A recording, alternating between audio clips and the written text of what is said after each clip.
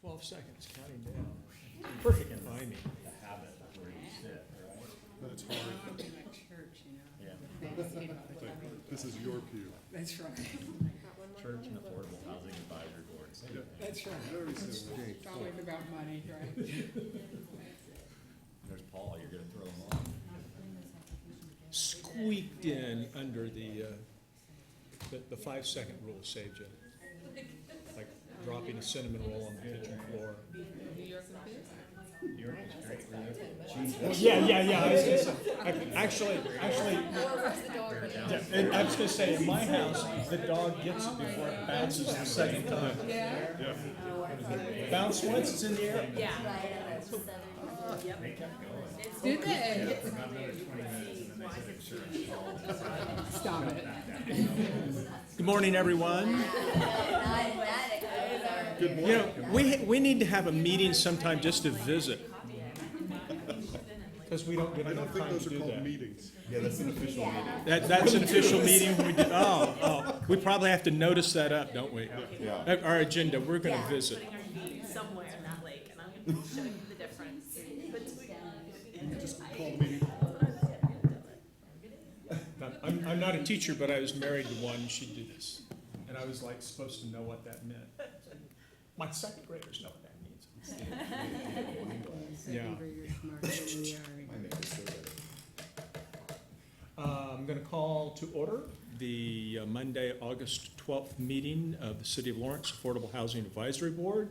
And it's not on the agenda, but our very first piece of business is going to be to introduce our new housing coordinator for the city, Alyssa Ice. And Alyssa, would you give us a little bit of information about your background and how excited you are to be here? I came from Missouri Housing Development Commission, which is a state housing finance agency for the state of Missouri. I was there for 12 years, and I ran I started out there running their state trust fund, and then I worked with the federal home program, and then I was an underwriter in their rental production tax credit department, and I ran the national housing trust fund there. Got that off the ground. So that's my professional background. Thank you. You're We're welcome. glad to have you on board. Mr. Chairman, if I might just interject too, as you know, since the city started pursuing this affordable housing and housing for all incomes, we've sort of had the JV squad working on this with a team that has had to come up to speed on a lot of things. And we'd always knew that we needed some better expertise. And I think with Alyssa, we've got the person who can talk the talk and go to trainings and get a lot out of it, and talk on NDC's level about different ways to finance and things. So we're real excited to have Alyssa here, and we welcomed her as well, and she's ready to just jump right in today. So Thank you very much. We're delighted to have you, and we are on the cusp of doing, I think, very important work, and your background will be instrumental in making sure we get some of it right. So, thank you very much. I'll then move to first item on our agenda. Are there any comments from the public? Yes, please come forward and identify yourself, and you've got 3 minutes. Oh, I don't need 3 minutes, thank you. My name is Kelsey Hare, I'm with Wheatland Investments. I was before you all a couple weeks ago, and I just wanted to get this out there. I don't want to say for clarification purposes because I don't want to undermine anything, but I just want to, I guess, get this off my chest. I think there may be a slight misconception in regards to the tax credit projects. We figured out that you all were having this as an option, and we always have gap in our funding. And so when we heard that the city was going to be having this available, this was something we penciled into our numbers to help fill our gap. Tax credits alone don't always provide all of the monies needed for the projects. So I also just wanted to reiterate, I know that at the city council meeting, there were some comments made about liking scattered sites and maybe not having everything over on the east side. And I just want to strongly say that with us coming to you with the tax credit project, it is able to bring you more units to help reach your goal of what you want per year.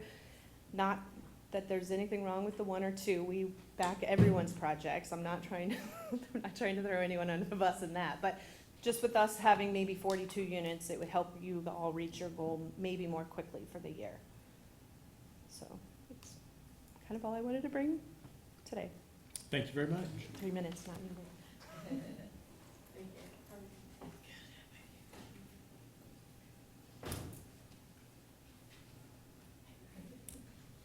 Any other comments? Yes, ma'am. Sarah Taliaferro, representing myself today. I had a couple comments that kind of dovetail with what you talked about. The first is that, given the scope of the need and the number of units that we do need, scattered site means a lot of things. We don't want concentrated poverty or units of affordable housing. We don't want those units to be less than. However, and we don't have that. I mean, we already have apartment units that include or are affordable. We're going to need some multi-unit projects to get us where we need to go.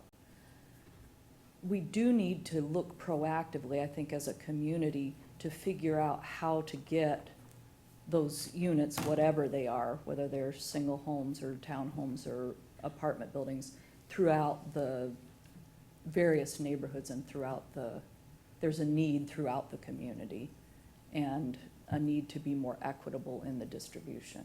So that's just something to think about going forward. Thank you. Any other public comments? Seeing none, we'll close that portion of our agenda. Shannon, glad you could make it. Yep, we pretty much got a full crew then. 6, 7, 8, 9, 10. Very good. Our next order of business is to approve minutes from the July 1st and July 8th meetings of the advisory board. Chair would entertain a motion to approve. Tom, yes? I move we approve both minutes. Do I have a second? Second. Thank you.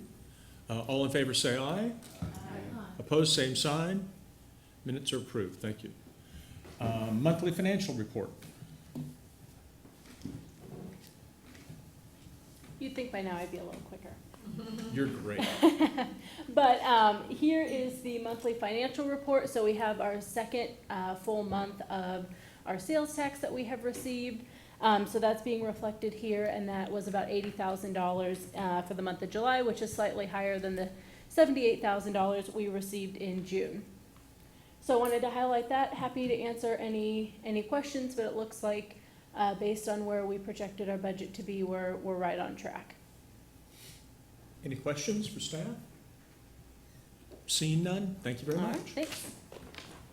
Okay, let's jump into item number 4, notice of funding availability discussion items. Alyssa's going to lead this conversation.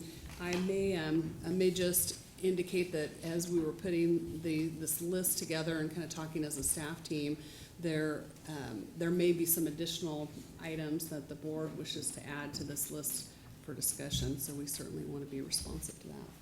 Hand it over to Alyssa. Very good. Everyone be thinking if there are items that have been left off the list that you'd like to discuss. Depending on which of the calendar options recommended by or outlined by staff, we may need to turn around our next notice of funding availability very quickly. So get all those issues out there and discuss them as fully as we can this month. Please go ahead. Thank you. So this memo is just, it's a culmination of some of the discussions that were had at the July 1st and 8th meetings, and then in our staff meetings, and then also some of the things that were discussed at the city commission level. And again, just as Diane mentioned, that as this is just a starting point for the discussion, and that you may identify other items that you're going to want to discuss as we move forward. This memo is split up into 4 larger sections: the application process, evaluation issues that may have come up in the last round, funding priorities, and then future considerations. And as the chairman mentioned, one larger issue for today are those possible timelines The board has indicated that you want to approve another round by the end of the year. And so to do this, you'll need to approve that NOFA at the next meeting. We can extrapolate the discussions that you have to edit and draft the next NOFA, an application for September, but just want to make sure that that's clear, that decisions will have to be made today for us to draft that next NOFA. That application process section, we started working on an application in Excel. The board mentioned wanting to have a more consistent way to get some of that data and some of the application goals. And so how that looks right now is I put it on this is in PDF just so that it's easier, but each page is its own tab, and so applicants would fill out the pages that are pertinent to their application. And then it's all would be in Excel, so we would be able to pull, different check marks, different numbers, and to be able to gather information and data. The only page that is multiple, or the only tab that's multiple pages right now is the construction tab, because these budgets are pretty big, and so we bring those down a little bit, but just to be clear about that. And the goals and the needs, this is all information that came straight from the AHAB website. And so identifying the needs through the market analysis, and then the goals that you guys have set previously. So just to give a little background on what that is. And so back to the application process. Some of the other things are that timeline that we talked about, and then those scoring elements. These are exactly the scoring elements that were used in the last funding round. And so some questions that came up about that was looking at leverage and how to evaluate those non-capital projects. The next section is evaluation issues. There was just a couple things that were talked about, which is that proof of need, and the public comment, kind of addressed that, the discussions that you guys are having about what does need look like and how do we want to evaluate that.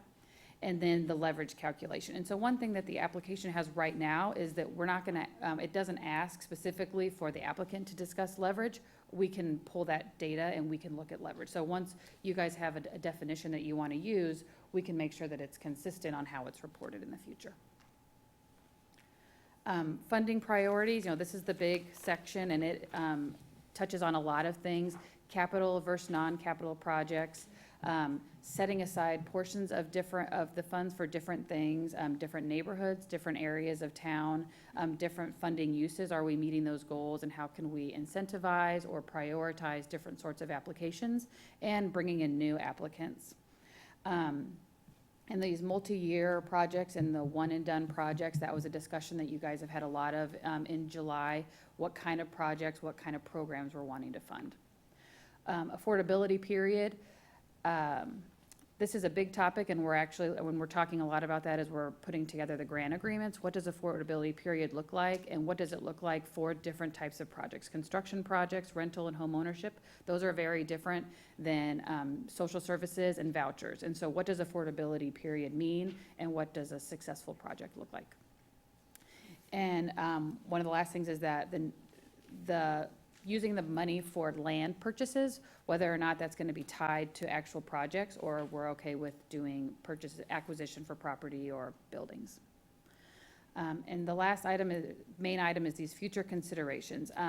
As we know, the last time we got 2 applications that were large in scope, large in request, and the fund does not have that kind of money right now. And so talking about whether or not we want to start getting a fund balance, or how we want to be able to accommodate some of those larger projects that we're hoping to get in the future. And then models of distribution. Right now, applicants come in and they just give their request for their money, and they get a big lump sum, and then they report on it as it goes through. And so do we want to talk about looking at a reimbursement model, or, in just smaller pieces of it? And then also, the fund can be used for doing maybe loans, low interest loans, no interest loans, soft, cash flow loans, or forgivable. All of these things are just ways that the money could stay, the fund could grow and just revolve a little bit. Those are just, again, a starting point. I'm excited to hear what the conversation that you guys have. I do want to say that we're going to have a presentation, and that'll take about 20 minutes. And so if this conversation can kind of look at to wrapping up around 12:30, that'll probably be a good thing. So I can take any questions. Otherwise, I'll just turn it over to you guys, and I can just kind of assist as we need to. The presentation you're referring to is the housing project financing by Jeff Jewell? Yep. And that's about 30 minutes? It's about 20 minutes, yeah. About Mhm. 20 minutes. Quick question for the board.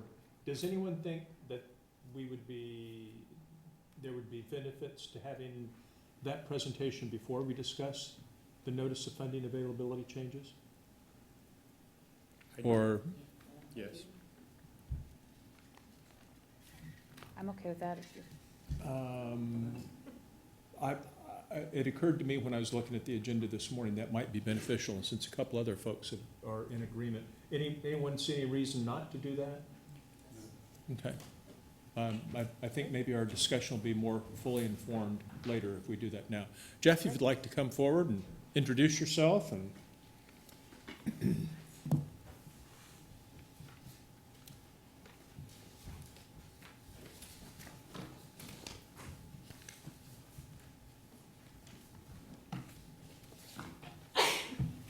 Bless you.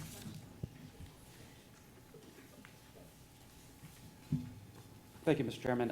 For those of you who don't know me, my name is Jeff Jewell. I'm a field director with the National Development Council.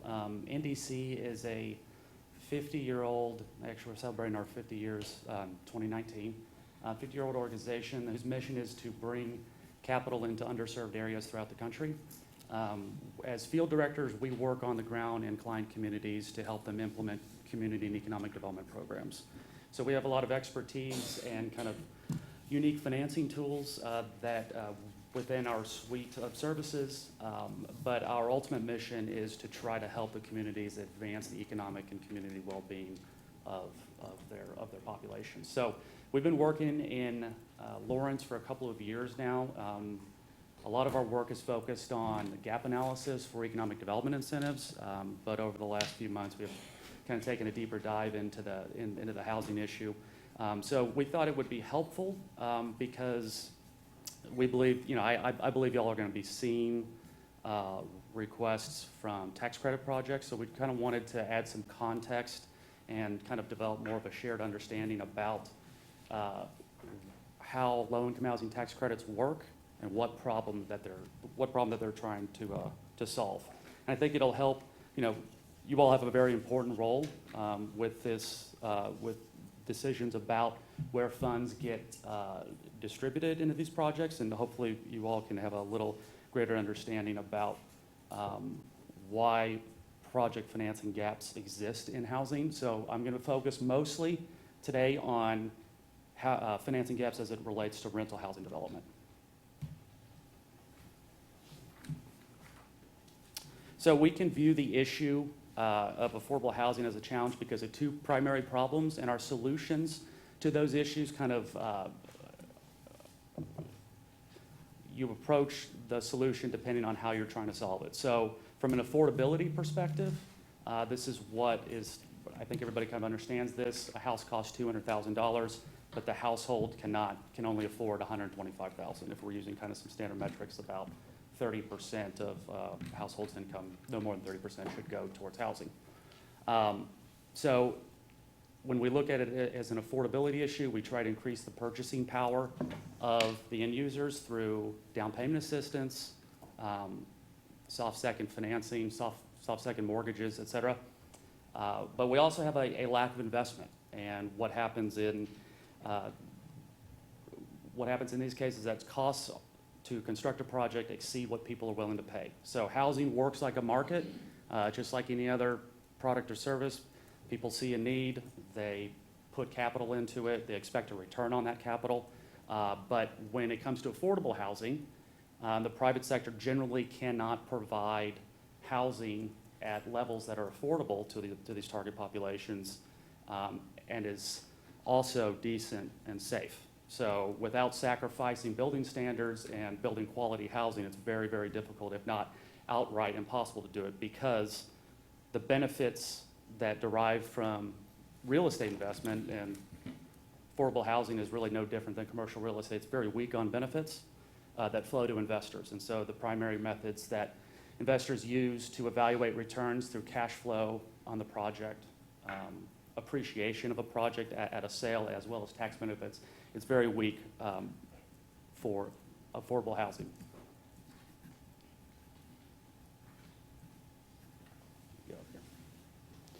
So this kind of describes what we kind of term as to be a fundamental problem in affordable housing finance.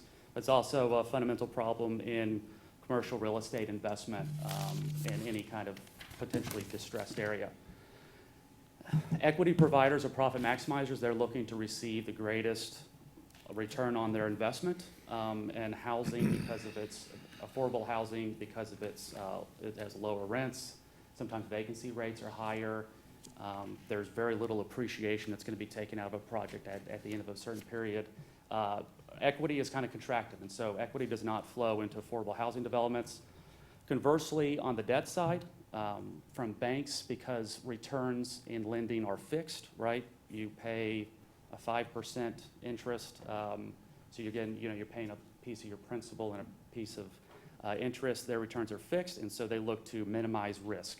And so as a result of that, and they also size their loans based on as a percentage of cash flow that's coming off the project, or as a percent of value. And because of that, because they have lower value and lower cash flow, loans get sized relative to what the risk around what that bank or that lending institution potentially thinks the risk, and at the end of the day, it ends up being much smaller loans go into projects. But like I said, this is not a problem that's really unique to affordable housing finance. Investment in real estate is really a function of value, not cost. And so when total project costs exceed the value of the project or the estimate of the benefits that are going to be derived, that's why there's often a need for some sort of public financing, which is what the low-income housing tax credit project program was designed to solve. But just kind of, actually, we've already heard a financing gap. Well, what does that mean? So our definition, NDC's definition, is the difference between projected costs and the debt and equity, the two capital sources that are coming into a project. So we have project costs, less the bank loans, all the loans that's flown into a project, less the equity. If that number is positive, you have a financing gap. If it's negative, you have a surplus or you're overfunded in a particular project. But what does this really look like? How does this work?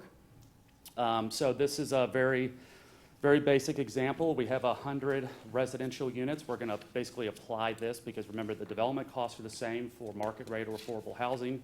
We don't want to skimp on quality just because it's affordable.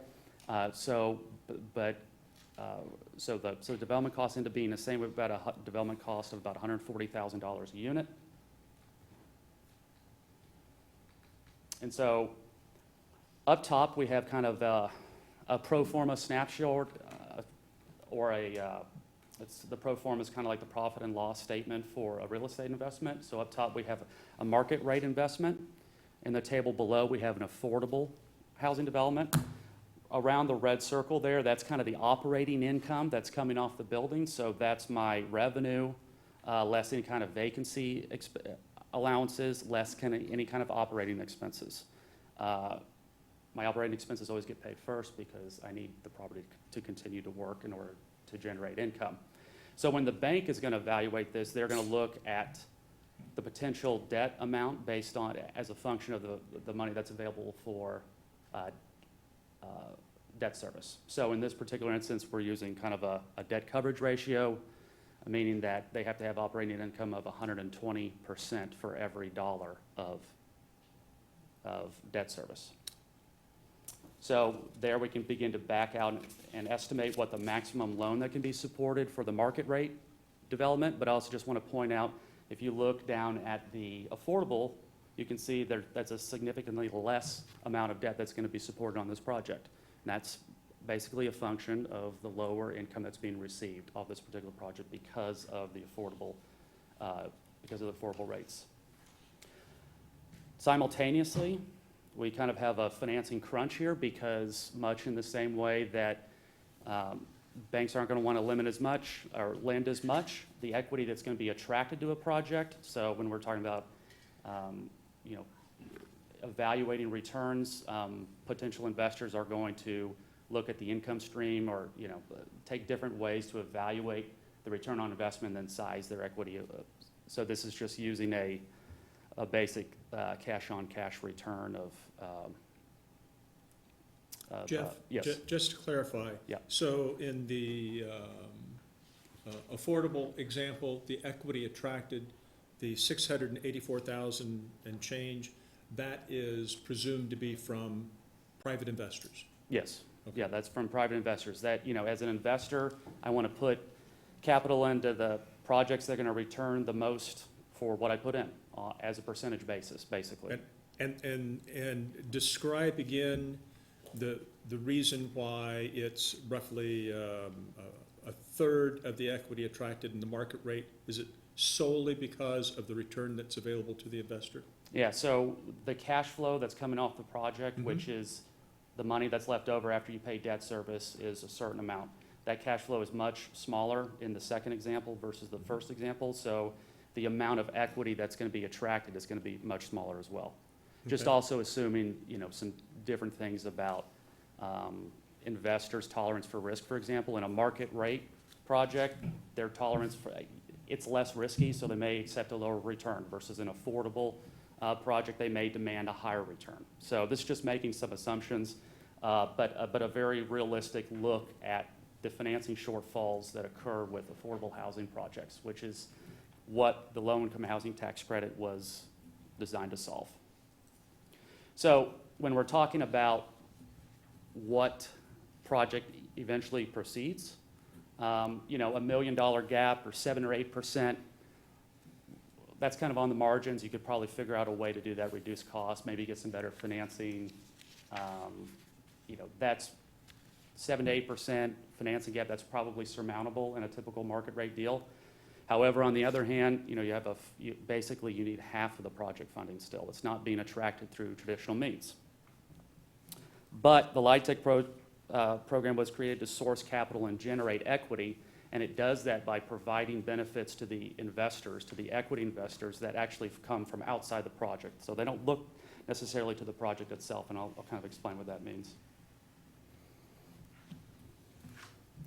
So the Low-Income Housing Tax Credit Program, LIHTC for short, was created with the Tax Reform Act of 1986. It's been the largest source of affordable housing development, kind of the federal source of affordable housing development. Since that time, it's created close to $2 million of 2 million units, not $2 million, 2 million units.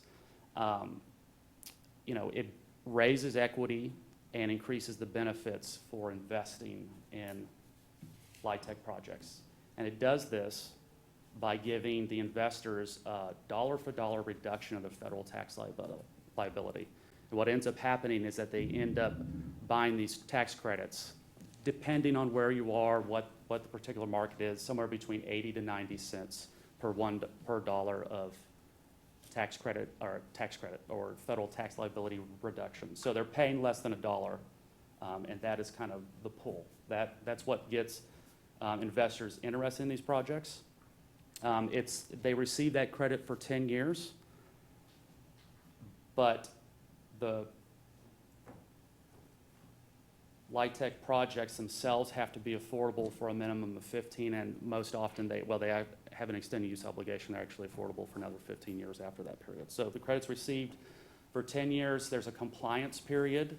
The state housing agency is responsible for ensuring compliance for the first 15 years, actually really for 30 years, but in reality, after the first 15 years, they have very little mechanisms to enforce. Because if that credit can be recaptured if projects are not following particular property standards, if they're not meeting the income requirements, et cetera. So projects really need to qualify on 3 criteria: income occupancy, rents themselves, and state approval. And there's basically 2 kinds of LIHTC projects. We're just going to talk about the 9% today. The 4% is just a more shallow subsidy, if you will.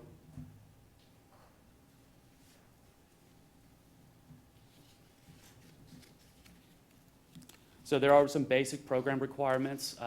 So the federal government gives states really a lot of latitude in how they end up allocating these credits throughout the state. But there are some basic requirements. We'll talk about how the process that the state uses actually is called a qualified allocation plan, where they kind of outline their overall initiatives, their priorities. But at a minimum, 20% of the units have to be occupied by tenants with incomes below 50% of the median income for that area, or at least 40% have to be occupied by tenants with 60%, at 60% or less of the median area in income. Sorry, you said or, so that's at least 20% or? Right, Or yes. and? Yes, no, I'm sorry, it's 20/50 or 40/60, or it was recently adopted income averaging, which basically just allows them to have units rented to people making greater than 60% in an effort to try to achieve an overall average of 60% of all the units. So it allowed, actually, this income averaging, it's a new concept. I think it was came about with the tax reform bill, or shortly thereafter, in 2017. It just allows for a little deeper subsidy, because you can accept tenants with higher incomes than you would normally do under a traditional scenario. When you have a project, do they declare which one of these criteria, or is it a mix and match along the way? No, you are designating. So when you're putting together your designating at the application beginning. to the state, you are saying, this is what my unit mix is gonna be. We also have rent restrictions. So all units receiving low-income housing tax credits have rent restrictions, and that rent restriction is that, it can't exceed 30% of the income for that assumed household size. And so your maximum rent ends up being, well, you have your contract rent, which is the maximum rent that they can establish with a utility allowance is actually added onto it. So a person cannot be paying more than 30% of the maximum rent in that particular project. Jeff, for Yes. clarification, so the tax credits apply only to the units with rent restrictions, Yes, so you could have a mixed income project right? where half the units are affordable units and half are market rate. Mhm. Well, when the state agency that allocates these credits, they're gonna look at what proportion, in this example, it's 50%, so they're gonna apply basically, they're gonna basically just take 50% of the units and evaluate that. And I'll get into that, how they actually calculate Okay, that fine, here thank you. as a percent of basis. So for a two-bedroom unit in the Lawrence MSA, we have a three-person household and two-bedroom units. The median income is $73,800. 60% of that, so that's the maximum. That's their income per month, $36.90. The maximum rent can only be 30% of that, so it's $1,107. So if we have a $75 utility allowance, the maximum rent that the owner can charge to this person is $1,032. That's just a two-bedroom household with a two-bedroom unit for a three-person household.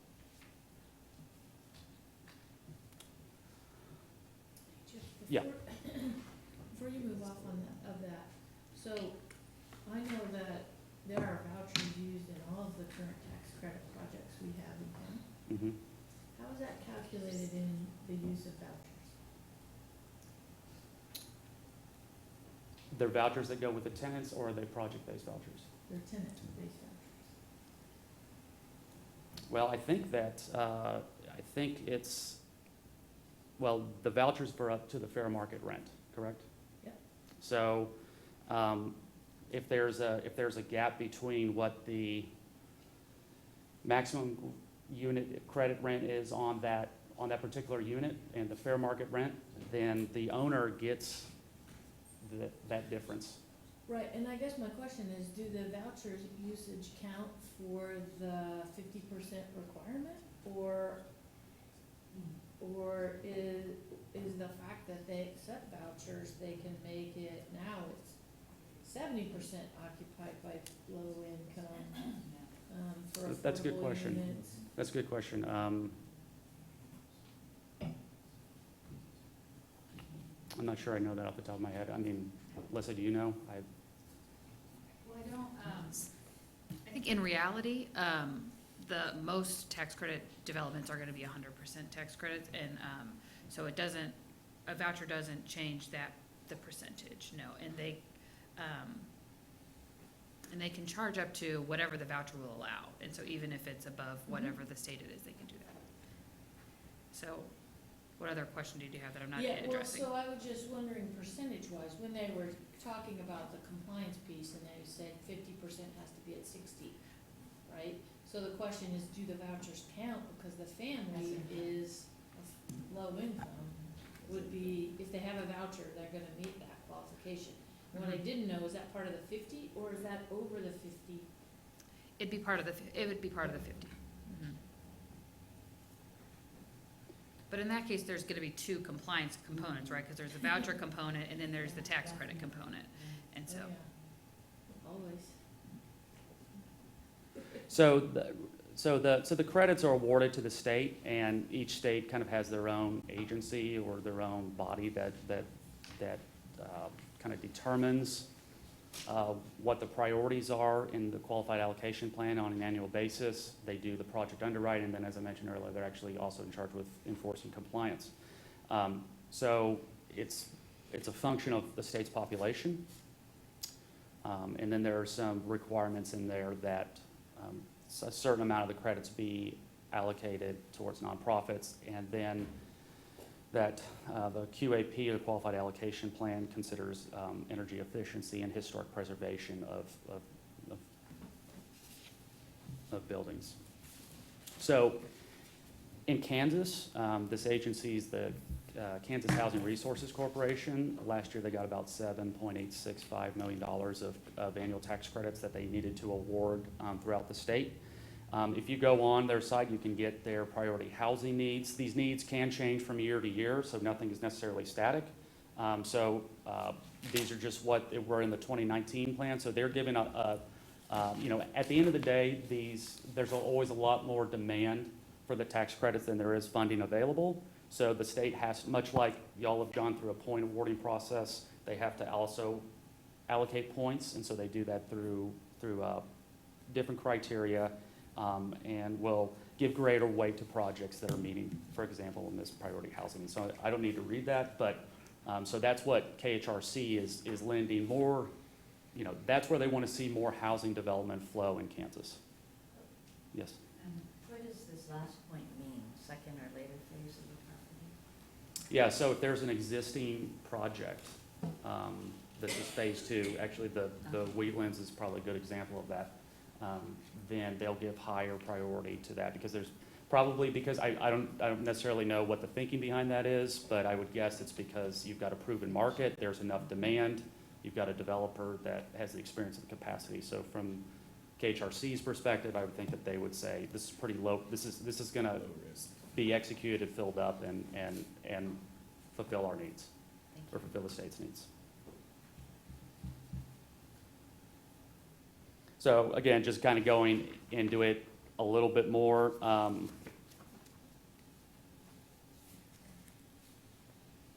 So the KHRC is ranking these things based on where they are, the needs characteristics, the development characteristics. So for example, the lowest equity gap or the lowest percentage of fees, so they get more points in this ranking system.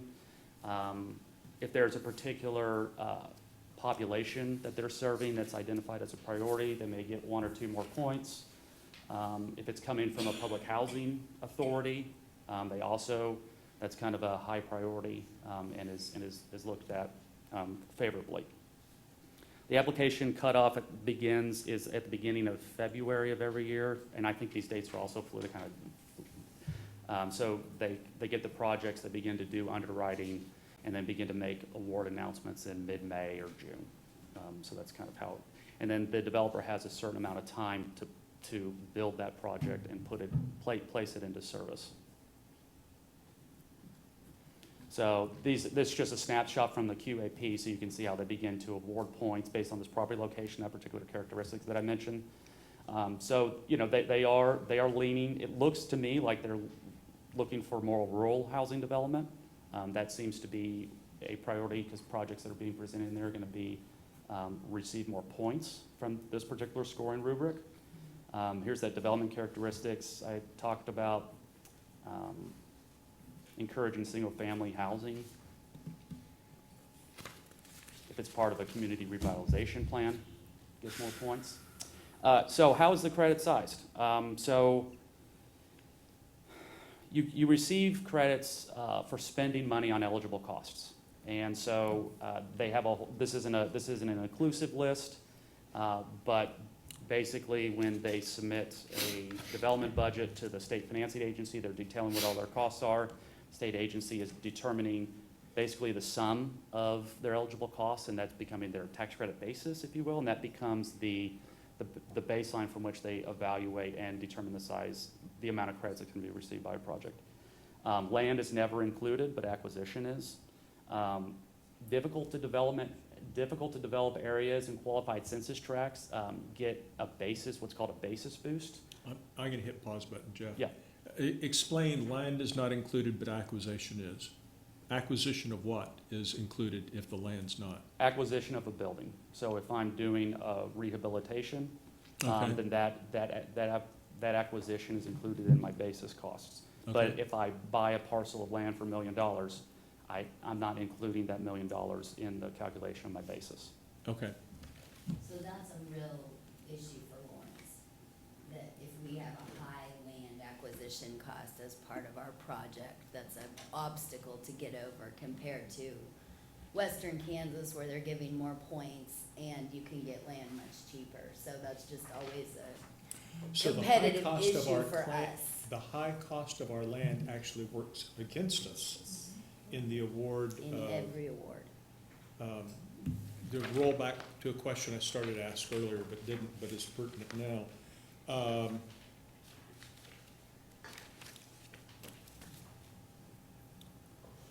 Who appoints the Kansas Housing Resource Corporation? The governor. Anyone know? Good The question. governor's the Governor, governor? it's a board Yeah. of directors. Okay. And they set all the criteria and the weightings for projects? Well, yeah, they typically, most states will have kind of a process by which they'll update their Their allocation plan. criteria? Yeah, so but they also want to hear from communities and they ask the development community. Typically, they'll hold workshops. I'm not exactly sure how it works in Kansas. Okay. There's But, public comment yeah. periods and ways we can definitely Yep. comment on that. Okay. that's right. So, getting towards the end here, so this is generally how this ends up working. Bear with me on the flow chart. I actually had this in a PowerPoint, so it was supposed to materialize, but that's fine. So we've gone through that process to determine what our basis is. So in this example, it's 9.8. This is actually kind of roughly based on that example we talked about earlier in our affordable housing example. So our credit basis is 9.8. For our example, we're not getting a basis increase, so we're not in a qualified census tract, but you can see if I increase that amount by an additional 30%, that would significantly increase my basis. So the credit rate, the 9%, I'm just taking 9% times my basis. In reality, the 9% is fixed. The 4% is not really 4%. It ends up floating on a weekly basis, monthly basis. Mhm. So it's like 3.27 or something like that recently, 3.28. So the 9% is fixed. So that $882,000 ends up becoming the maximum annual housing tax credit that this investor is going to receive on an annual basis. And because they're receiving it for 10 years, they're going to get $8.82 million. Now, I'm not going to pay $8.82 million for that because I'm receiving it. There's a lot of reasons why you don't pay $1 for that.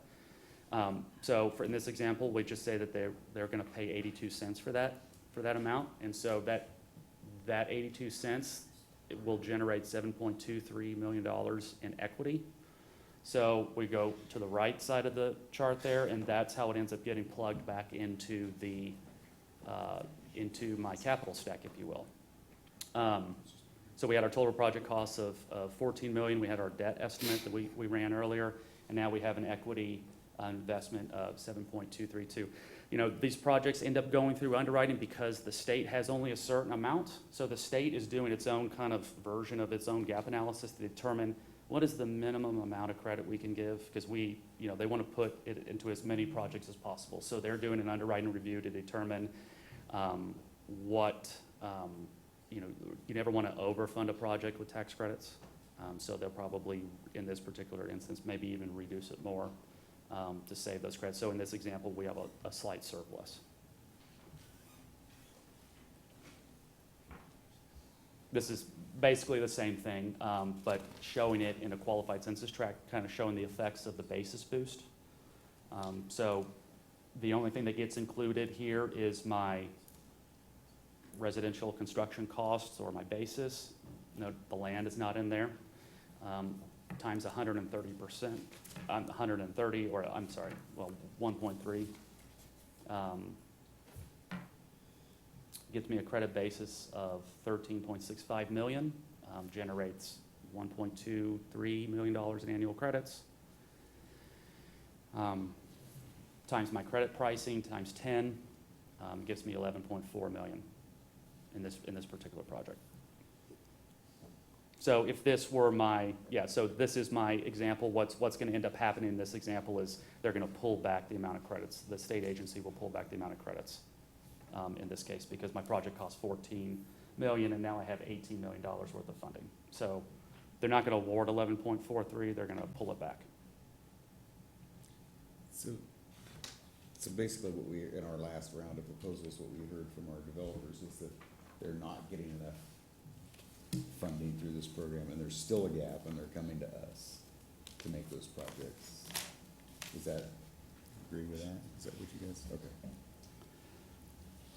Yeah, so I would say that if a developer is making an application to the state and showing this as a source of funding, then the state is going to kind of build its credits around that amount, and will size the credits to that gap that the state ends up evaluating or determining. So Is it your experience in other states that projects are coming for review by the state commission granting the tax credits before or after they've already received whatever kind of local grant commitment they're going to receive? So your question is, are they making an application to the state showing their capital stack and making certain assumptions about awards from the local entities? It's always kind of a catch-22, because a city doesn't want to necessarily fund a project or make a commitment to a project that it doesn't really know about.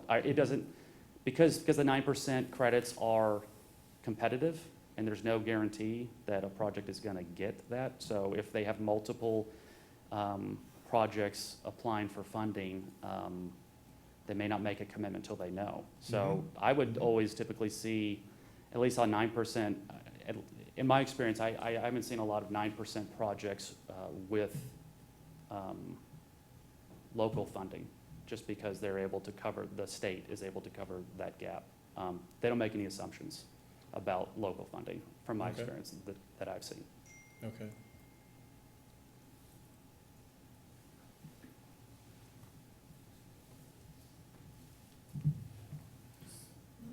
Yeah. Let me follow up on Lon's question. So if what we were funding was the purchase of the land, and then that money, right, I mean, would that avoid the sort of offset that I think we just, when you were saying they'll pull back tax credits, if we give them a Right. million and KHRC is saying, well, you need 10, but you got $1 million from Lawrence, so I'll give you 9. If we do a grant for land purchase, it's not counted in this, correct? Right, And yeah. Could you avoid that offset so that their gap is less? Cause what I'm sitting here thinking is if land is excluded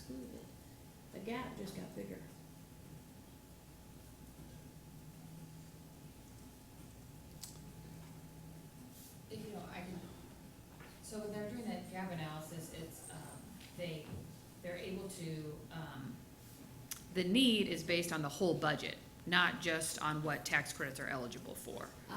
So the need for the land is there, the tax credits cannot give credits for that. So the state is aware of all of the funds that are needed, even the ones that they can't cover.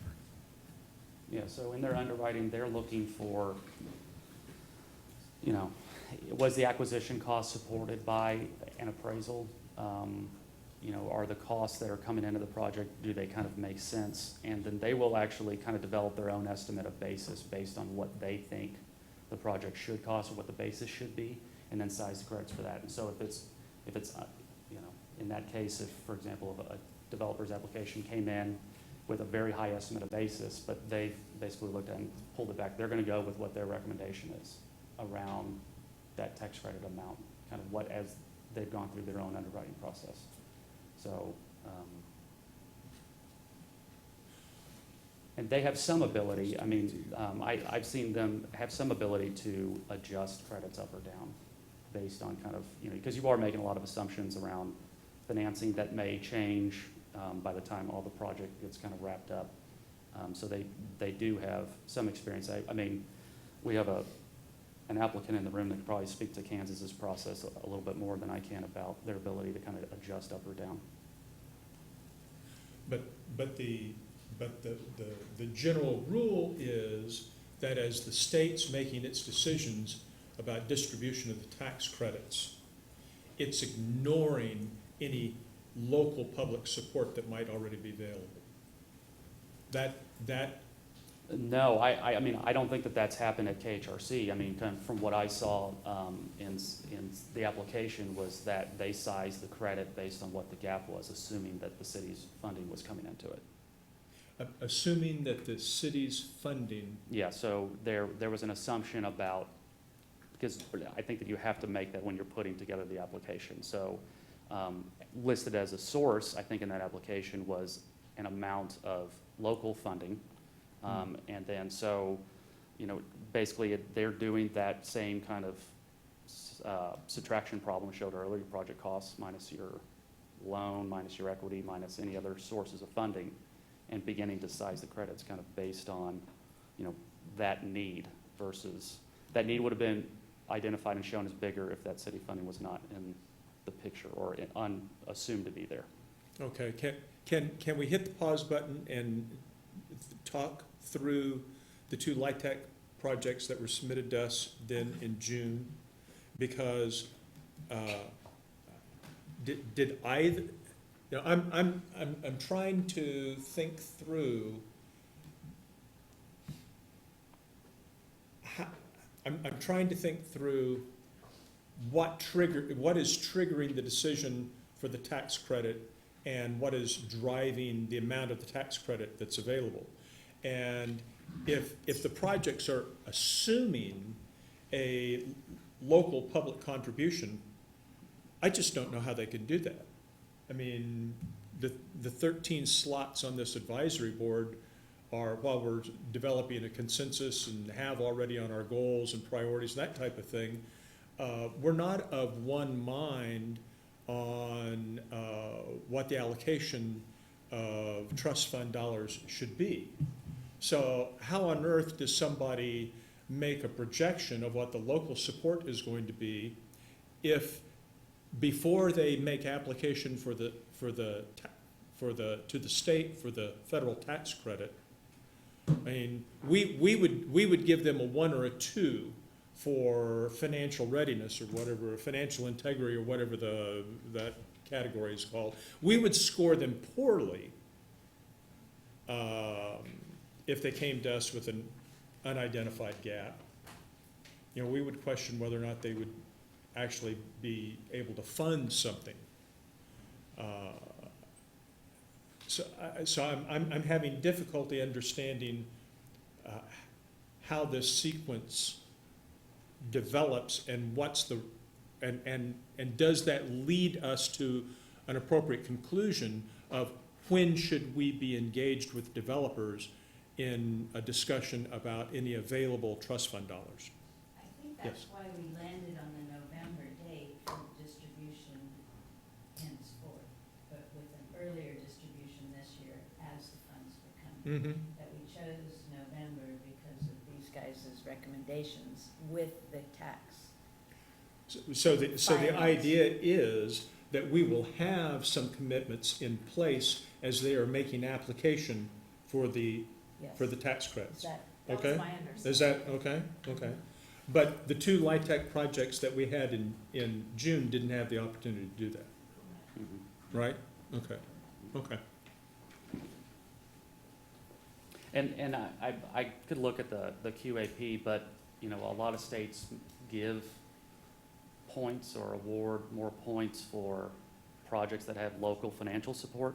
I don't exactly know what the QAP, we could go look that up, but that local funding commitment, sometimes they define that, sometimes they don't. Like a cost per unit or Same thing. something like that kind of bumps them up and makes the application more competitive. Mm-hmm. Okay, thank you, Jeff. Sure. And also on that, because Kansas doesn't have a super high allocation, are the projects we would be able to do in this jurisdiction if we help versus if that project needs all the money from the tax credit? You see what I'm saying? Like, if we only have a $7 million a year, Mhm. right, and they're trying to, and what I know from hearing through the grapevine is they're trying to move it all around the state. And so it's gonna be very rare we're gonna get multiple projects, very rare we're gonna get most or all of that one allocation. So we're competing with everybody else. If we have our developers asking for a lower amount, does it help their project? I would say, you know, I don't think you can realistically know how the state wants to distribute those funds. I think kind of the most prudent course of action to do is to make the applications coming out of Lawrence as competitive as they possibly could be. Mm-hmm. So there may be other things that the city could do or this body could do that would lend more support from the points awarding to make it more competitive going against everybody else. That would be my initial thought about that. But historically, over the last 10 years, Lawrence has never had 2 projects in 1 year get tax credits. So I mean, we may want to consider what's our best tax credit application to support. I hate to say that, I'd love to make 3 or 4 competitive, but historically speaking, and that can Right. change if the allocation changes, but that they do want to spread it around where it would be silly for us to assume there's going to be several tax credit projects in Lawrence. Okay. Jeff, a final question from me at least. The states that offer a state tax credit for low-income housing, Kansas does not currently. The states that have a state tax credit, does that seem to, in your experience, to expand the number of projects that are put to work in that state, made viable in that state? Well, I haven't worked in a state that has a state housing tax credit like Okay. that. But I would think that, yeah, I mean, the more capital that you're bringing into the mix, and it can supplement or offset the use of your federal credits, then yeah, that's gonna allow you to do more projects or allow the state to get more projects, get more units built. I've seen that in states with historic tax credits, but not housing tax credits. Okay, thank you. Mr. Chairman? Yes, sir. If I may interject something to your comment or question about kind of which comes first, the chicken or the egg on LIHTC versus local funding. I'm not sure LIHTC is the only type of project that's going to see a lot of different funding sources being pursued. And some of the other nonprofits can kind of speak to this, that they may not have all of the, that's why we ask in our application, have you secured the different funding sources? Mhm. What are they, and have you secured them? So we kind of know where our position is in it. but we can only speak to the whole thing. So when a budget is presented and those total development costs and how those are funded, I think we just have to take it at face value at the time that we're reviewing it, because it may be that federal funding hasn't come through for a specific project, or some other funding source hasn't come through, or the bank's even given the loans. So I think we just need to see it in that way, because there are a lot of different ways to fund these projects. Okay, very good. Any other questions for Jeff? Oh, he's gone. He wisely escaped while I wasn't looking. Let's turn back then. First of all, that was excellent. Thank you very much. Much needed background for our advisory board. Let's turn back then to the broad discussion item, number 4. And let me pull my notes up here in front of me. I'd like to work through this discussion in much the order that Alyssa has organized the topics in her memo, if that's fine. Any objections to that? And, you know, we stretched out Jeff's 20-minute presentation to 45 or 50 minutes, so we'll want to make the best possible time of our next period here. So I'm just going to run down through the topics and ask for comments from board members and direction from board members on the issues that have been raised, and then ask if there are any other issues in each of these categories. Under application process, board discuss the benefit of having a uniform way to submit future funding applications. Staffs can begin working on an application in different format. We've heard that's already happening. Those of you that submit proposals, is an Excel file a benefit? And what else would be a benefit? Being able to do it online's a big plus. Does that address the concerns that I've heard about the application process, or are there other things we should be considering? Alyssa mentions down there the leveraging and such, if we have clear definitions for that, because as an applicant, we would come back to review it and in our own minds define it differently. Mm-hmm. So we weren't even consistent, so I'm certain that between applications, we're not consistently looking at it. It just needs really clear clarification. Other comments? I like how they set it up in, you know, we should just explain it, it's in tabs, where there are a whole section. This looks kind of long, I mean, there's a lot of pages here, but in reality, if you're not doing vouchers, you're just gonna wipe through that whole thing. So I really like that, I think it makes it really concise. And the contents, at least my review, it looks really good. I mean, I would get 99% of the information I want, and the rest I think I get in the presentation and the opportunity to ask questions. I think it looks good. I like the ability to get consistent information from Yeah. each applicant. I think it takes out the subjectivity of what you're trying to understand about the project and about the gap funding and the goal of the project. The last application seemed like you guys were answering, the applicants were answering the same question 2 or 3 times through the Yes. thing, which made it really long to review, so. From And the reviewer's unnecessary standpoint, I like the redundancy and conciseness. cost for the applicant. Yeah. Can I kind of Yes, jump sir. ahead and then we can jump back? Sure. In the sample timelines, the first item is to review that NOFA. And if we are going to try to do the disbursement in late this year in November, it appears that we need to review that application today. So is that what we're in I mean, is that what this conversation about whether Excel or not? I mean, do we need to do that if our intent is to do that second round of funding later on? That was intended to give us direction so that you can get to the approving the draft NOFA, which was the second item there.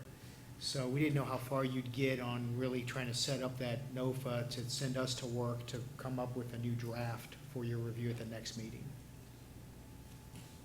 So So- But as I read this So- timeline,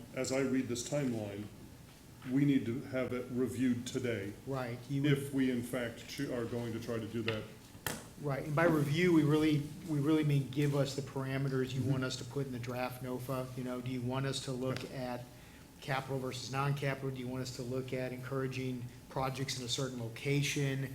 Do you wanna, you know, some of the other things you find in your memo, if you feel like ready to do that direction today? So, and that's my question to the I, chair. I think, and in response to, I'm sorry, I cut you off, but I think we do want to make as many of these decisions as we can today. Agreed.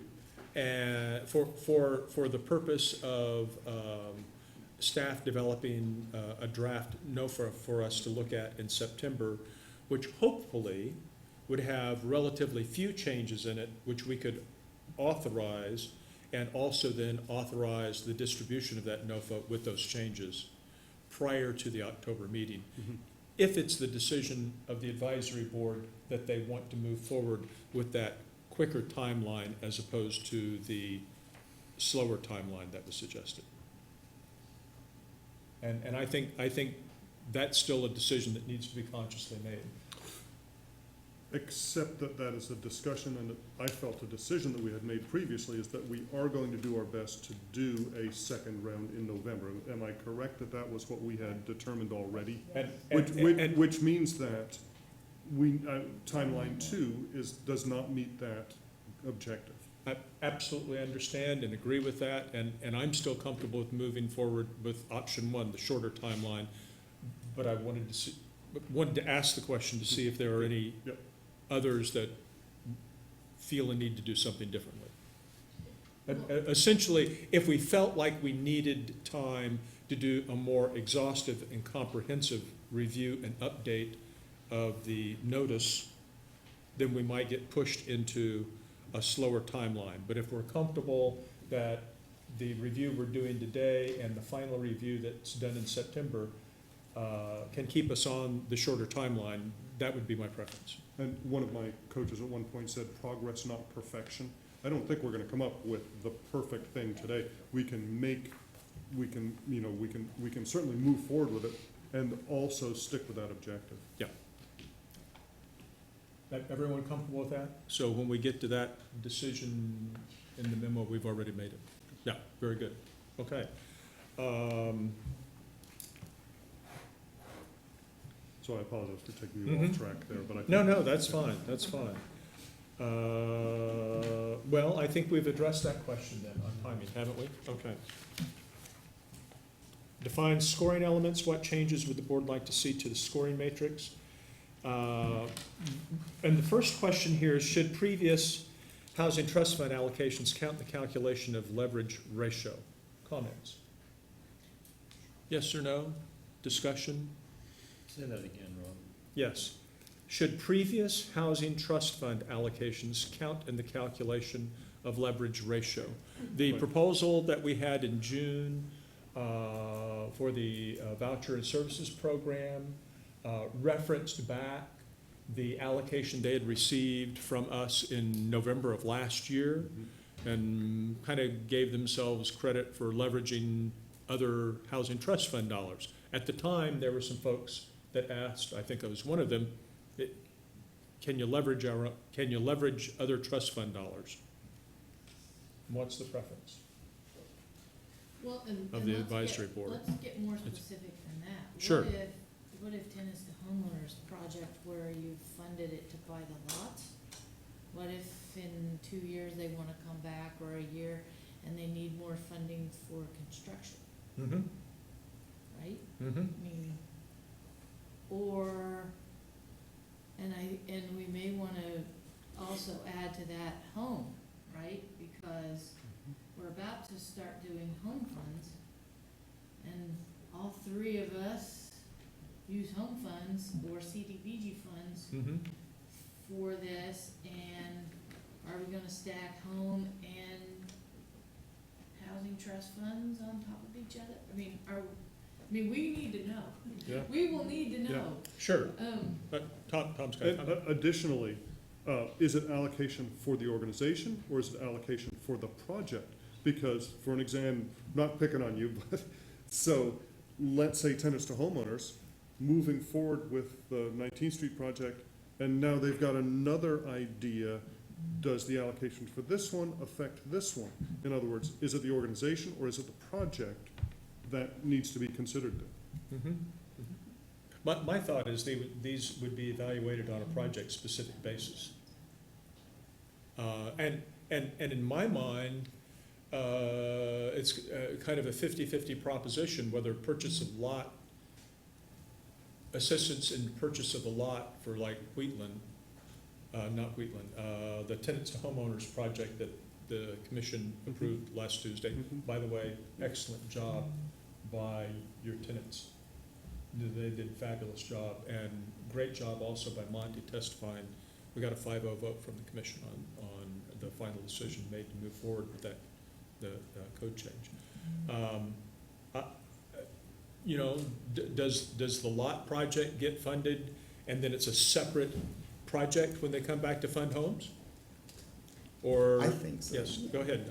Mr. Diane, Chair, yeah. let me just toss out an idea for you to Okay. consider, because sometimes I think it's easier for me anyway to think about where am I going with how this data is collected and how our leverage is looked at over time. Mhm. So to me, I sort of boil it down to the board and the city is going to want to be able to come up with some easy catchphrase at the end of the 10 years that says something like, for every dollar in trust fund, we were able to leverage X dollars. With that in mind, perhaps it seems to indicate that you want it just looking at the trust fund dollars, and so that you're keeping your leverage very clean, that's anything that's not trust fund dollars. But that may be helpful in the discussion. And I would agree with that. I think that in performing a calculation of how we're leveraging trust fund dollars, if there are other public sources, state or local, that have been secured, those would be counted as project resources that the trust fund dollars were leveraging. Okay? I'm a little bit less comfortable leveraging other trust fund dollars.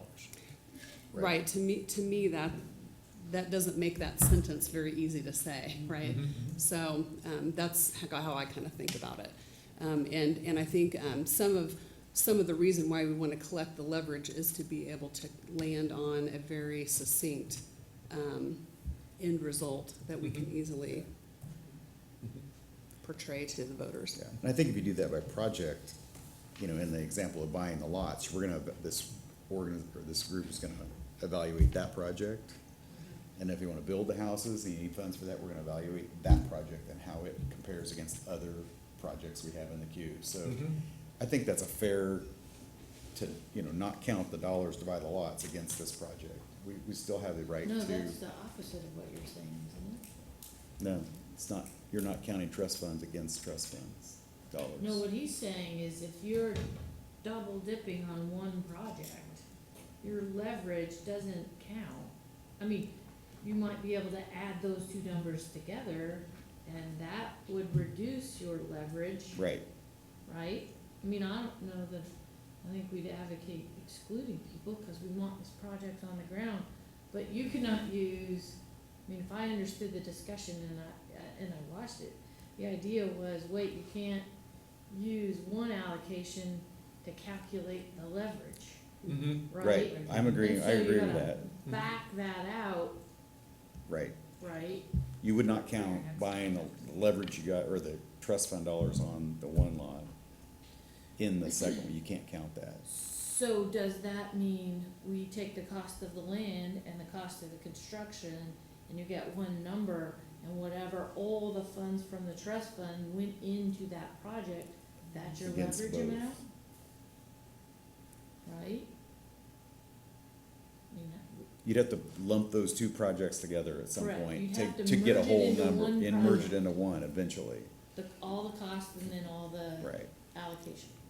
Yes, you can't use one as to show leverage. for Leverage, the you other. can't use Right. one to boost your Right. leverage. And I think maybe to Yeah. simplify it, if you just said that your leverage cannot include trust fund dollars, Dollars. that does that. Yeah. By this That organization. makes it very simple. Mhm. Right. And then that way, again, you're getting to the, for every dollar, it's leveraging this, which by definition, you're excluding your leverage calculation wouldn't ever include any of the trust fund dollars. See why it needs to be clearly defined. Yeah, Yeah. Yeah. Because even the same words can have different interpretations. You can. Certainly. Certainly to the rates. Okay. any other discussion on this point? Okay, seeing none. Definition of construction feasibility was employed late in the review and was defined as below. I'm not gonna go through those points. Do we agree with this definition? And do we agree with the way that we were using the definition?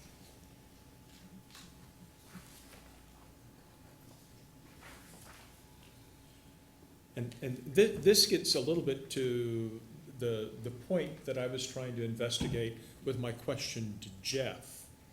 You know, if I thought it would be helpful to our projects that are making application for federal tax credits, that they have a local grant participation in place prior to going to the state with their applications, then it makes all kinds of sense for us to be part of the early acquisition, identification of funding sources. But if we do that, then those projects are going to receive a score of 1 or no better than a score of 3. They've started the process of receiving, well, this is on construction feasibility, but Scott, the construction feasibility and the financing Yeah, so were separate They criteria, are. weren't they?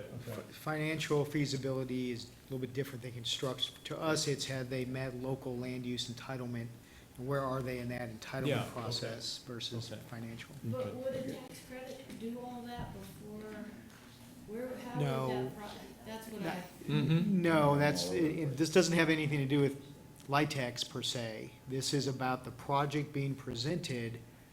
Does it need land use entitlements? Is it an idea that This has? is more the planning Yeah, status. right, Okay. because we have had experience with certain projects that are just ideas, looking for support through the LIHTC process that doesn't even meet our comprehensive plan designation for land use. Mhm. So that, talk about feasibility, it's where are they at? Is it more in the idea stage? Or in this round in June, you wanted it employed in 19, right? Or as close as possible to 19. Mhm. So if you've got 12 to 18 months worth of land use entitlements, that score would be lower than if it's project ready and you just need to pull a building permit. Okay. That was the idea and discussion around that issue. So I struggled with the difference between 1 and 3 in this. And that 1, it hasn't gone through any public hearing process and it needs it, and then 2 is, well, I guess it says that they've started it. Is that what you were thinking from that language, and that staff has reviewed it? Right, it's in the entitlement process, so they put a little skin in the game to pay for application process. They've developed it to the point where it's applicant ready. And I might stop there. I felt a little less comfortable with staff has identified that it is approvable. That statement makes me a little nervous. And that's fine. I mean, that was the definition we threw out pretty Right. quickly. And when we say approvable, I think we meant that it complies with the comprehensive plan, it requires with plating elements, but it isn't approved yet, Right. and it still may not be approved. But for your purposes of weighting it against other projects, we felt like that was a reasonable definition, but clearly there's some room for differences there. and would you issue, what would you issue in that? Well, there's a great variation, right, between, let's take Independence Inc., may not need any permits. Right. Some of the things they do may require permits, okay, but administrative permit, it's a very technical ministerial process versus something like a project that needs to go through maybe a rezoning, it may need incentive review on a different level of city government, it may need plating, it may need site planning, it may need text amendments, there's a host of a historic review. That's a lot to get through, right? So where are they at in that process versus just the idea stage? And And as a good example, the project we approved in July for funding 7 lots out of a 13-unit subdivision, that project did not, until Tuesday night, receive the code changes, the changes necessary to move forward. versus Wheatland, for example, is ready to go. They just need to submit building permit applications and get their buildings designed. So, it's got a little bit of movement in how we look at it. I mean, so I guess from a policy perspective, I worry if we get too tight with this, that we'll stop creative processes. I agree with that, yeah.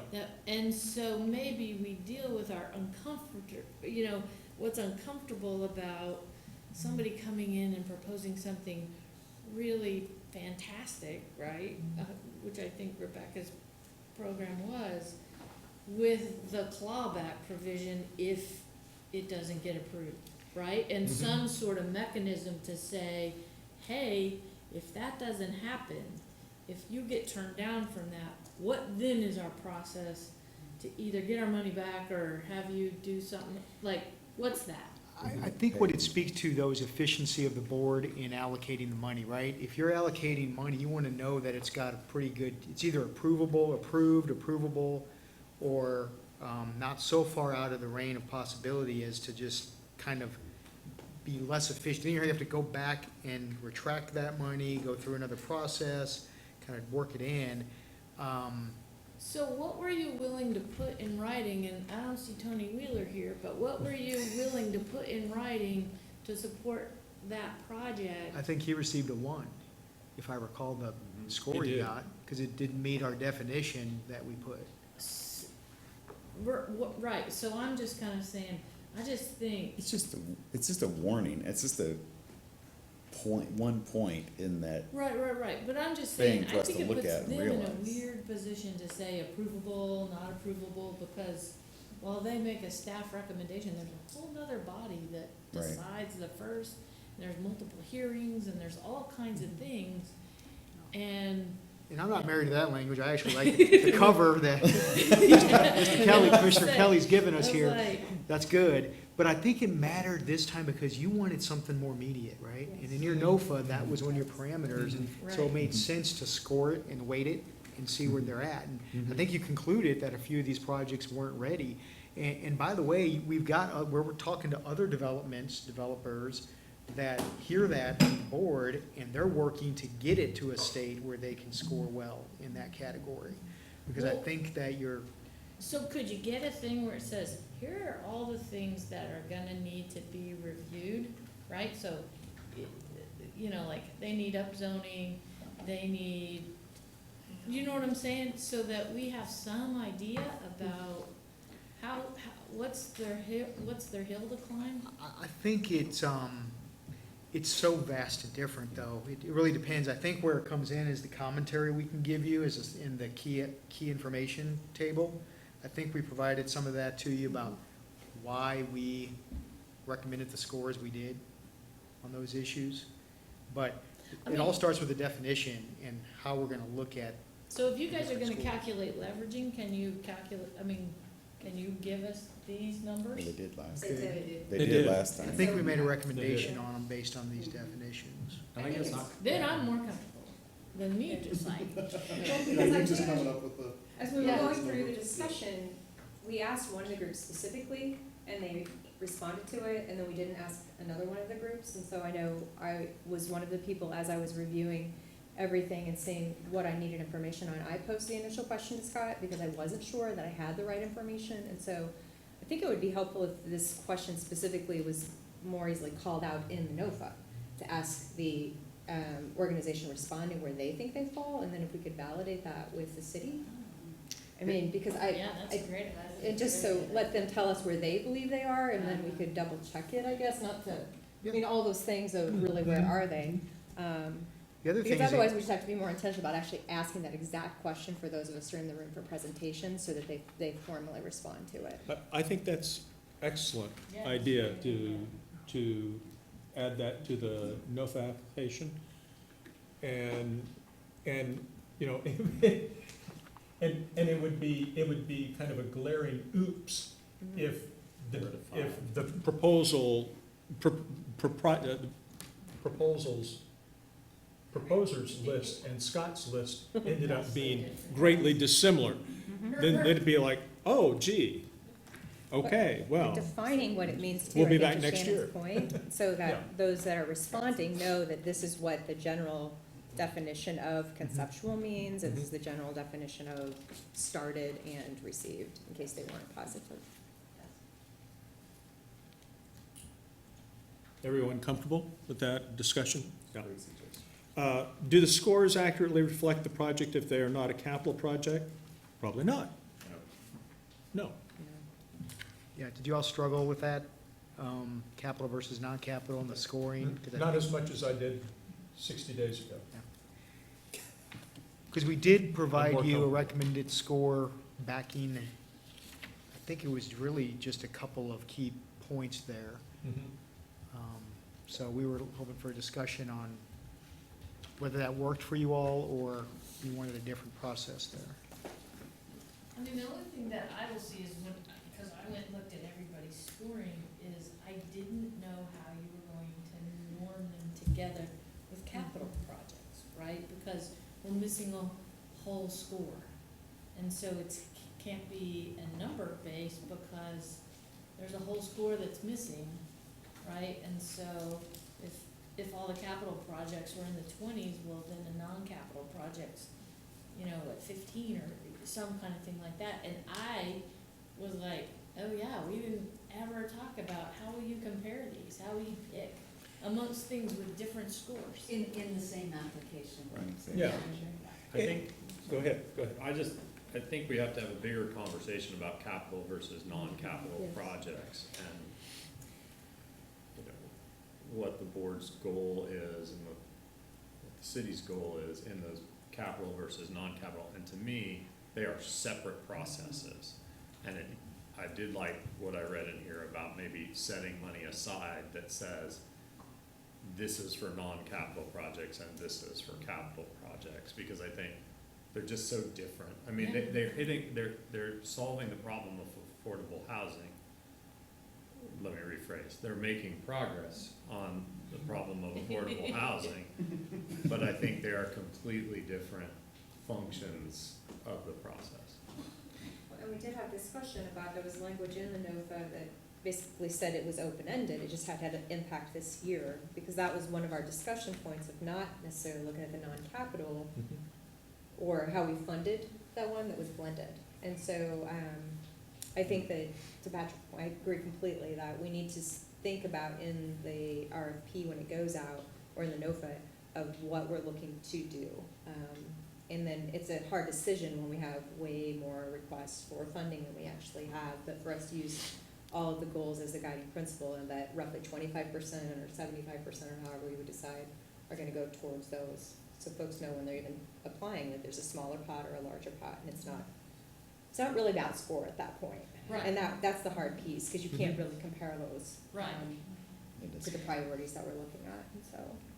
And, Mr. Chair, Yes, sir. when staff was discussing this, I was hoping it could kind of challenge you. For those who weren't here, historically, how we got to capital versus non-capital had to do with the very first NOFA, or second NOFA, and how the city was able to fund that. It excluded the non-cap services, as I remember. And so we went back and we did a non-capital award program, and then it kind of just took hold, right?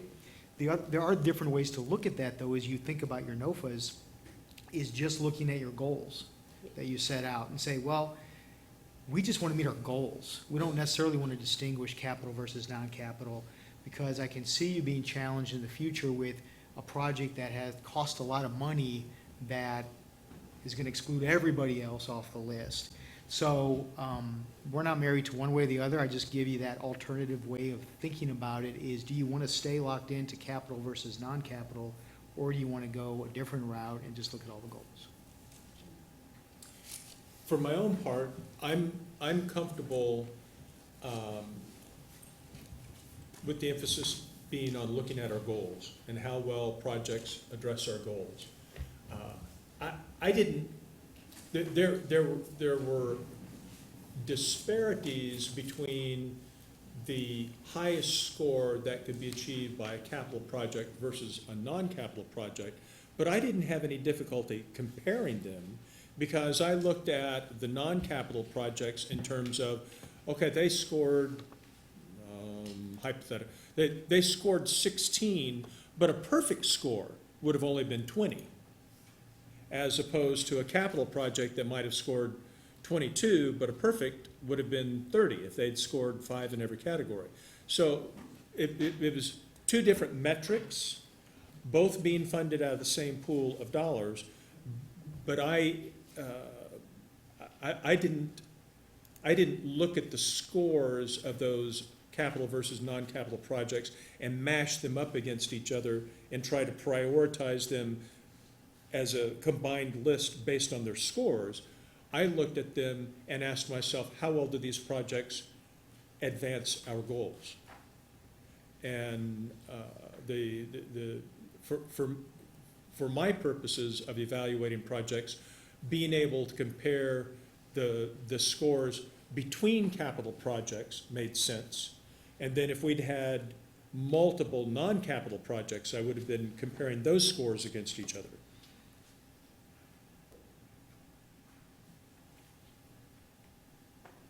I think if you're, I think if you're just looking at the goals, it's going to be very hard to evaluate. I mean, if you're just, if I understand what Scott was saying, if you're just sort of evaluating projects based on the goals, you're gonna have it's gonna be really tricky to start to evaluate it, as I think the commission has asked, on some very measurable ideas. Like dispersion. Or leverage, or, you know, some of those things that are in there.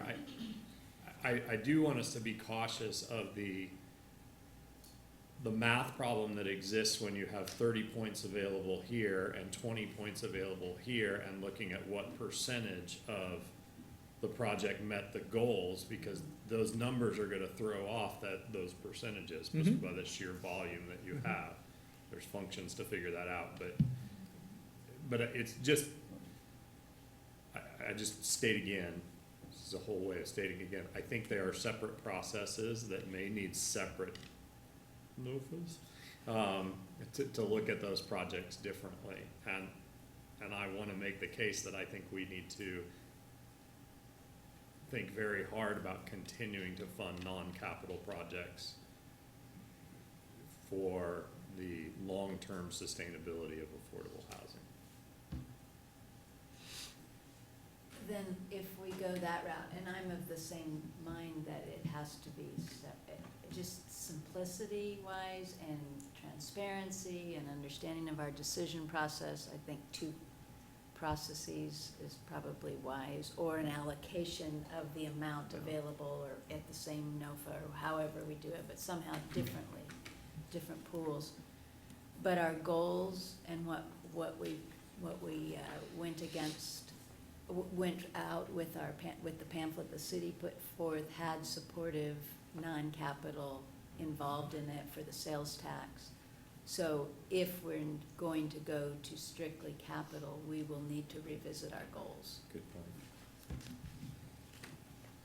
And I think we would also owe the public some explanation as to why we are narrowing the application of Housing Trust Fund dollars from what we had earlier told the public they might be spent on.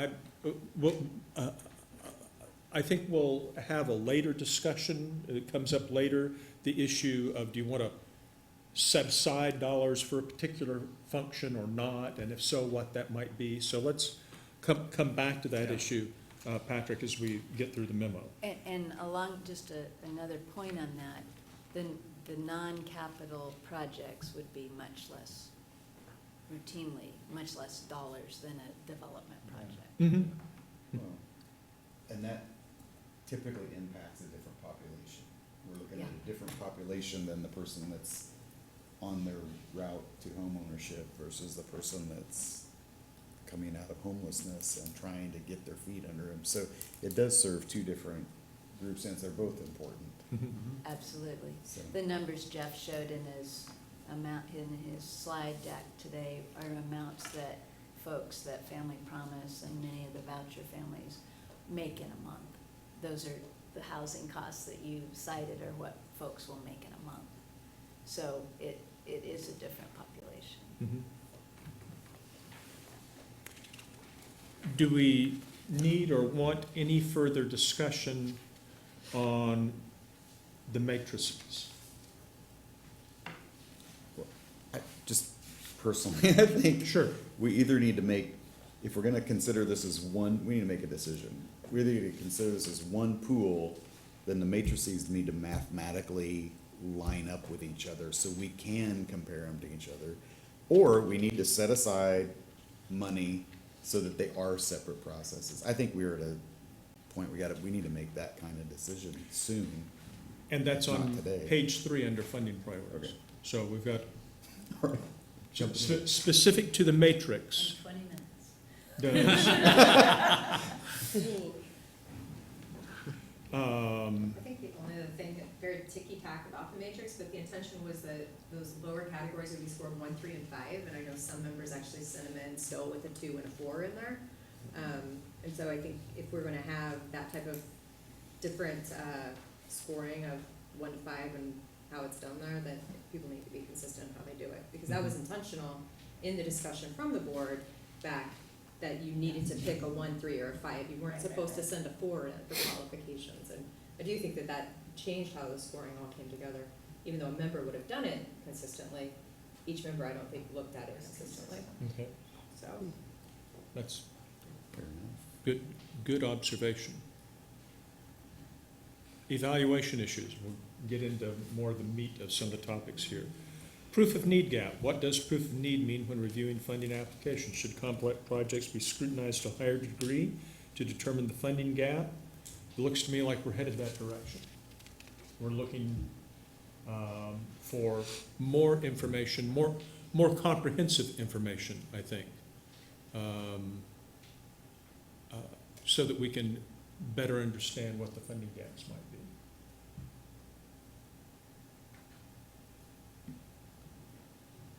Catalyst applications versus part of something that would happen without the trust fund. I'm not sure what, Alyssa, what the discussion point is there. Could you clarify for us?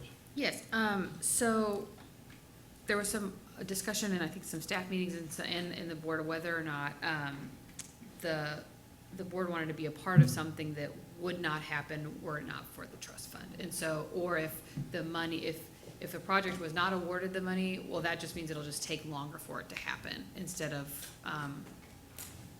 the trust fund makes the project or not. It's gonna be a little challenging to identify, but we think approach the trust fund as a funding source that wasn't meant to replace other existing funding sources. It should be new money doing new things. And, again, it's gonna be a little bit hard to identify, but, maybe it goes a little bit to the LIHTC discussion. It might go to, an existing entity that has a 3-year capital plan that they would do it anyway, but now they're looking to do it 6 months sooner than they would have. I don't know. It's going to be a little bit challenging to really identify, but it's maybe a question worth discussing, keeping it in front of our heads. Yeah. We do kind of get to that backhandedly by asking what happens if they're not fully funded. Mm-hmm. Yeah. We do have that conversation at least right now, so that's at least a step in the right direction. Do we need anything new or different in our notice of funding to address the issue. People comfortable with the language that's in there now, and it's more on our discussion and evaluation end that we need to have. I mean, when more everyone discussion. analyzed the tax credits, could they tell what the gap, I mean, could you tell? Did you come away with a feeling like, you know, these projects will happen anyway, or, I mean, cause I'm just watching the video and it's like, there was comments about that, and it's like, I don't know how you exactly tell, I struggle. right? I don't, Yeah, I struggle with it too, and it has to do with this whole timing of when does a project come to us? If they've gone out and run down every available source of dollars, and they're coming to us with a big project, and it's, you know, not to pick on Penn Street lofts, but they're mixed income, maybe mixed use. They've got investors that are interested in commercial retail applications. They've got investors that are interested in tax credits.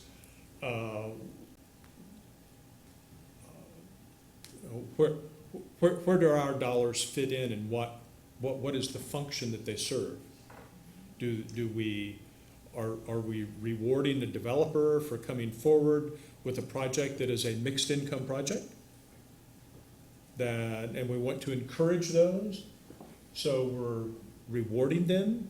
Do we ask for something in addition from what's already been committed through the LIHTC application in exchange for additional public dollars? I'm not comfortable that we've thought all of that out and have clear answers that I could give a developer in advance as to what we're looking for, or how it might be received by the advisory board. And maybe as we work through the first couple of projects with LIHTC funding, that will become more clear.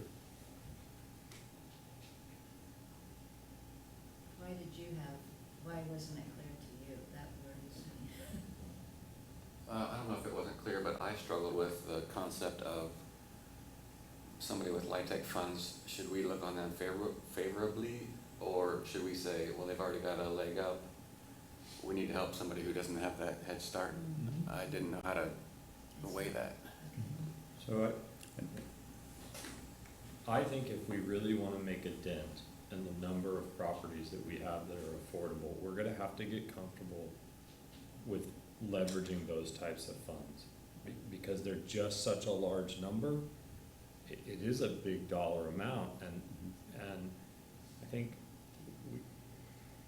I didn't have I mean, to me, it was just like another type of funding that makes it work, and we're also gonna have to get comfortable with not knowing that everything is lined up. Every developer, whether small or big that I know, it's always about getting all the things in the right place at the right, you can never get it perfect. Nobody's timelines Somebody's match gotta be up. first. Somebody's gotta be Somebody's first, dollar yeah. gotta be first. And I do think we need to figure out a way that if their proof of concept hasn't worked, that those funds will come back to the trust fund at some point. I mean, that happens in the planning process is, you know, you get approval for this, and if nothing happens over a certain amount of time, you either have to come back and get approval again, or it goes away. But I just think we've got to, I really don't want to get in a position where we're not encouraging the use of those funds because we think that that's better than some other kind of funding. Or Because I think worse. it will handcuff us. And you know, those of us who are gonna be small, I mean, you know, maybe I could put a tax credit together someday, I know Rebecca's done.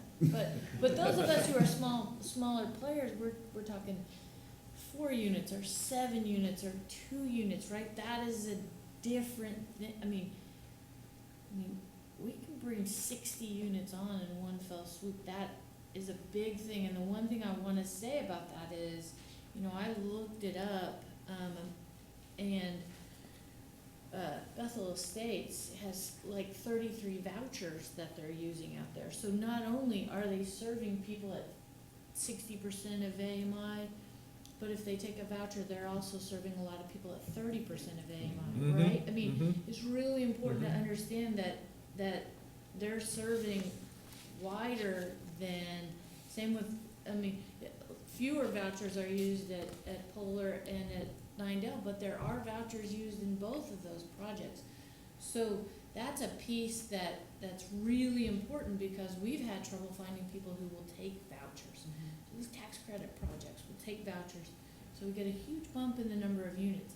And then we get projects that will accept vouchers, right? Mhm. So from the housing authority's perspective, that's a really big win, but maybe what we can do in that scenario is, if you do a big project like that and we put all our money or all our eggs in that basket, and for some reason that doesn't get awarded, like, we can have the first runner-up who then becomes the queen, right? I mean, so that we don't have to go through a whole nother process, and people don't have to wait a whole nother year, right, to get the credits. But I mean, because we've been doing this long enough that you know that Tenants to Homeowners and Habitat and us and now Family Promise, we're gonna be regular people coming, Mhm. right? And there's, I mean, there would be nothing wrong to having a first runner-up who, you know.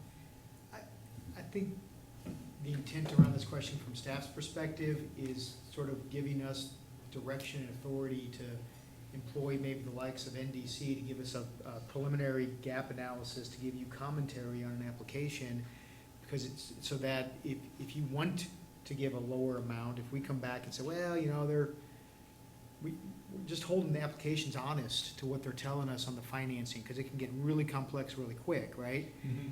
And a lot of them are pretty simple and don't need that kind of analysis, but some of them will, and we think we owe it to you and the taxpayers to come back with information about what is the gap, is it an honest reflection of what the project needs, and build that into your process.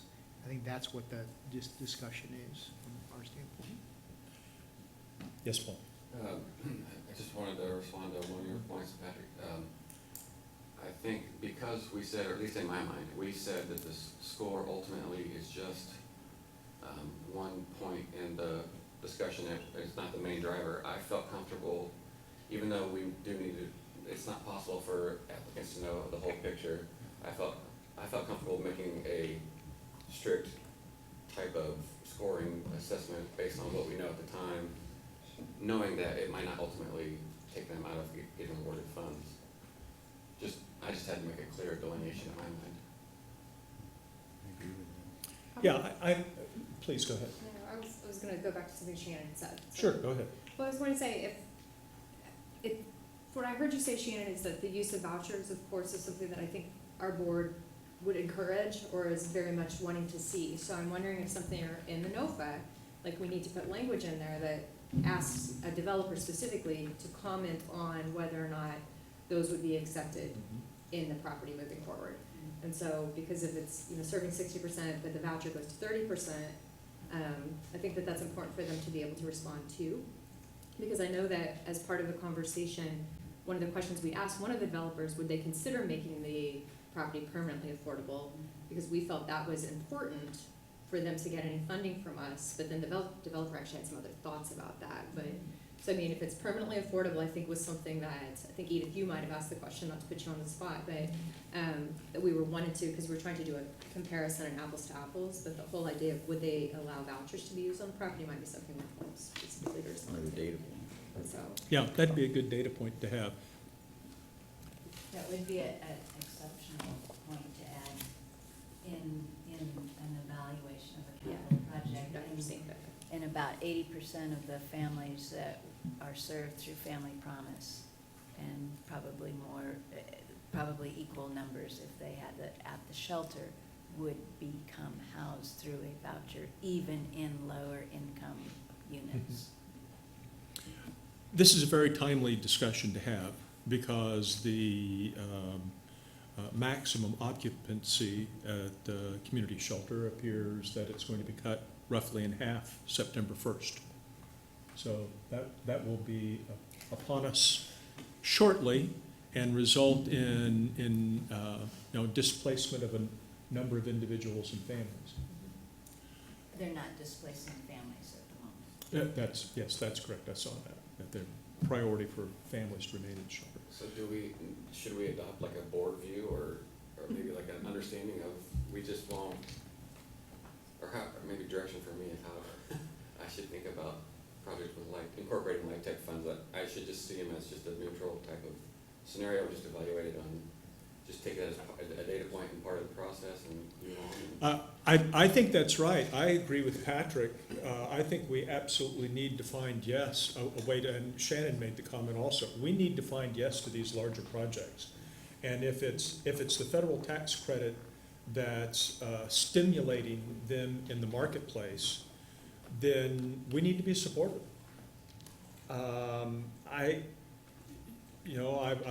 I've heard some of the objections that have been raised. 60 days ago, 90 days ago, I was, to borrow one of your ideas, I was dating some of those ideas myself before I got married to them. Well, I've moved on from that idea.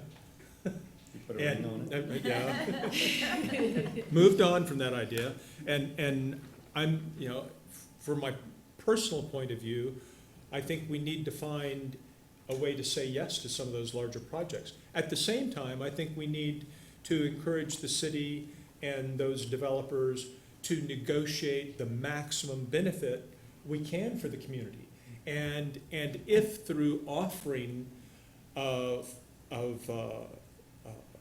the Housing Trust Fund dollars, we can obtain some additional benefit, whether it's an assurance that market rate apartments will be available for vouchers, for application of vouchers, or if we can get a higher number of units that are affordable than we're committed to the feds, or whatever the criteria might be. It might be some other public benefit that we think is appropriate for the neighborhood. I would like to leave the door open to all those kinds of negotiations and give and take between the city and the developer that we can possibly create. And I'd like to add to that, the fact that Scott brought up the idea of staff doing a gap analysis where available and when possible. Yeah. And supplying that as another data point. Everything to Yes. better inform our decision-making. Okay. Yeah, I just like to say, I didn't have any objection to the LIHTC funds. My objection was the affordability question. And that the LIHTC, I go for whatever kind of funding we can get, but that the affordability question was the one I was pushing. And the 30% of AMI, theirs was 60, as I recall. And that was what I was pushing on. Well, and that gets to the question, which I buried in my notes and have moved on from it. The LIHTC requirements are different from what we've established in our own mind Right. are our target audiences that we're trying to serve, at least some of our goals. Yeah, ours is And how do we reconcile that? right. And maybe it's my ignorance, but I wanted to learn more, because that applicant made the comment that you may not want that to stay affordable in perpetuity, and there's a reason the feds are probably not asking for that, but I wanna learn more about why not, and why, and maybe you can share, and maybe that's there, and is that a question on there for those applicants? Are you willing to make it permanently affordable? Are you willing to make it 30-year affordable? I mean, is that a different? Do the addition of our funds Make get it, that upgrade? right. Necessitate it. Yeah, necessitate it, yeah. As a nonprofit, across the country, best practices is looking at, oh my gosh, we've spent all this subsidy and why aren't we making it permanent? And I think that's probably the biggest criticism of tax credits, is that we thought 30 years was forever, but it's not very long. So I think, yeah, if we say we wanna add more funding, is there ways that you can make it? And the ones that wanna develop and then sell and gentrify a neighborhood or possibly get a big payout will say no. And I can't assume that's why, but probably. And those that don't, or are willing to stick it out and know they build a good product that could last more than 30 years, I think then that's something that we can say, yes, that's the kind of tax credit project we want. I think tax credit money is absolutely great. It's all about who's the developer and what are we building, right? So the same things we look at, the same lens we look at for a good affordable housing project, you know, is durability, is the developer committed to the deal long-term? All of those kind of things. What are they making? Developer fees, I think I mentioned, right? Where are they giving a little bit? Are they getting any other equity to the project and bringing it to Lawrence? You know, it could be a great tax credit project. We have a tax credit project we left it was a project-based Section 8. We would have lost all that funding, but we were able to redo it, and it was in bad shape, and so we were able to keep that Project 8 funding for 20 more years, so that was huge. So those kind of criteria, you know, how much, again, what kind of income levels they're meeting, because some projects will meet better than what he listed, what had to meet. But some may meet better than that, or meet all seniors, or all marginalized populations. So we can demand more for a good tax credit project, I think. And I think it's even better than the public housing goal. But, I mean, there will never be any more public housing, right? HUD is moving away from public housing, which is housing with a deed restriction that it has to be affordable forever, right? And the reason they're doing that is because of the aging of the project. And that the capital fund does not keep up with what you have to do to keep those projects working. And so they're converting all of them through a thing called RAD. And so we do want to think about, if we say forever, what would be the mechanism if for some reason if it's not supporting itself to do a rehab in life of the project, what happens, right? Because that's the other thing about happened with public housing is it got so old and it got so distressed that people all cities all over the country, it's boarded up. So we do have to really think about that side of it too. Okay, very good. Do we need to have any other conversation about leverage calculation? Seeing none. Funding priorities, and we've been talking about several of these in our discussion. Capital versus non-capital, do we need to have any further discussion about funding priorities, capital versus non-capital? Do we want to, Patrick, you've alluded to it once or twice, any interest in setting aside a percentage or a fixed amount of dollars for non-capital projects in advance? Do we want to have a set aside in our notice of funding availability and say something like, $150,000 of the $450,000 available in November will be earmarked for non-capital projects? Is that the type of thing that there's interest in or not? I would probably argue against that. Okay. Because I think that would limit our ability, if we do have an outstanding project that comes in that needs $400,000 of a $450,000. I mean, I think that we limit ourselves pretty substantially. I think that we can be attentive to whether or not, we have non-capital projects that we're gonna be factoring in. But I think that if we do an earmark, we risk limiting, kind of boxing ourselves in. Another way you could do it is say no more than this would be allocated to non-capital projects. So that it would allow you. A ceiling rather than a floor. Well, yeah, instead of an allocation on either side, you could, because I think it's important to those who are applying for non-capital projects to know that, 40,000, whatever, this is, we're not gonna put all 400,000 towards non-capital projects. It's a 50,000, I don't know the number, but whatever that number is. Now, we may, as in Thomas's suggestion, put all 400,000 towards a capital project, but at least it tells them, I don't know.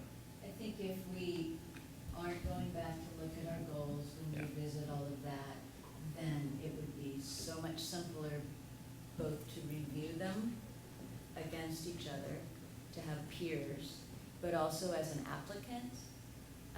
If you want to encourage applications for that, as an applicant, if it's going against capital projects, we're not, I mean, I don't know that Family Promise would apply in it. This backs right up to the next issue, which is, should our notice set aside certain portions of available funds for specific categories of need? And the first one listed here is specific neighborhoods. You know, the direction from the city commission, from the mayor, was very clear. Mayor Larson would like to see, and I think other members of the commission have also indicated this, they would like to see greater dispersion of the projects being funded from the Housing Trust Fund. This was one of the complaints raised by neighbors in the Brook Creek Neighborhood Association. And I think it's a legitimate issue. We've challenged ourselves early on that all neighborhoods of the community should participate. We have vouchers put to work west of Iowa. Looking at the poverty map for the city of Lawrence, we certainly have families and individuals with financial need west of Iowa. And irrespective of where the families are now, there's really no reason that we couldn't and shouldn't have greater dispersion of projects. How do we go about achieving that? Is that something that we can nudge forward or should nudge forward with the notice of funding available? Is there a way to do like bonus points? Like, because you'd hate to be a set aside go, if you're west of Iowa, I mean, somehow, I'm kind of with, I mean, I'm with you, all the public housing is east of Iowa, Mm-hmm. all of Mm-hmm. it, except one problem. But on the other hand, if it's east of Iowa or nothing, I'd still rather have affordable housing anywhere you can get it.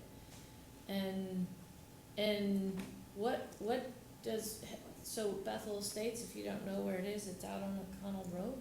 Is that a different sector? Right? Because Brook Creek is, you know, East Lawrence, Brook Creek is one thing, cause they do hold the majority of public housing, big majority of your housing, big majority of Habitat's homes have been built over in this area, right? But what about O'Connell? That's a cross 23rd to the, I mean.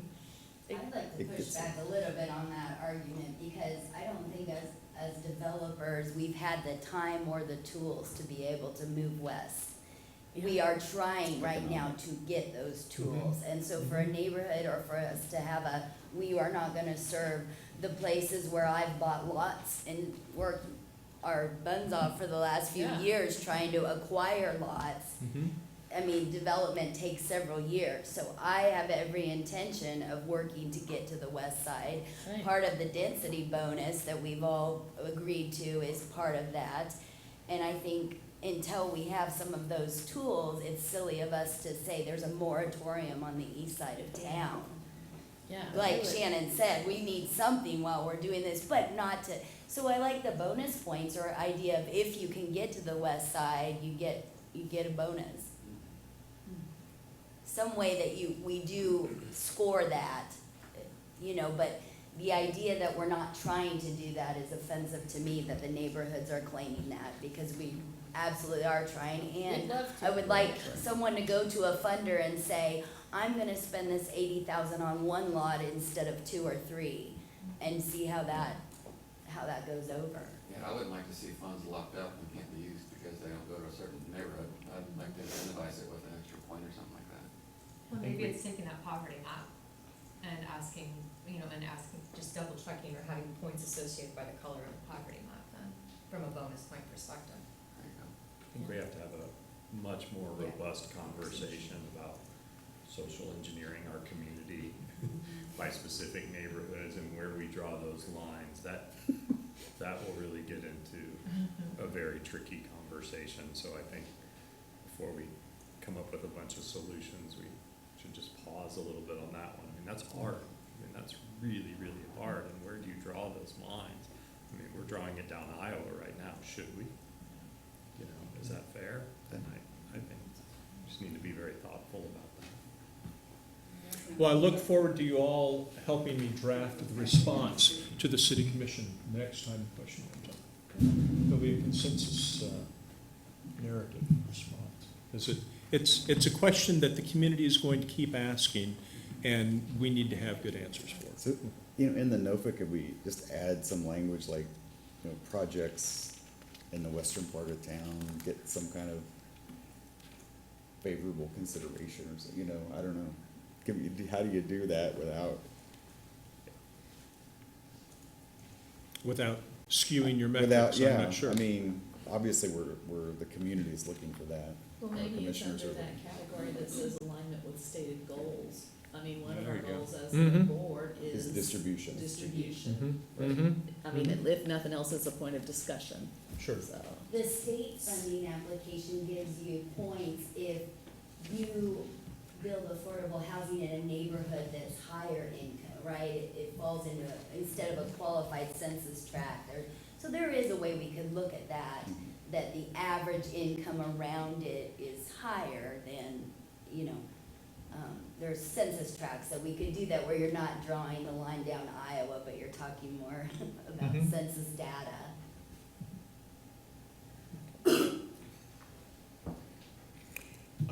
Moving on to the next item, multi-year ongoing versus one and done projects. How does the board view multi-year versus ongoing projects? Comments, questions here?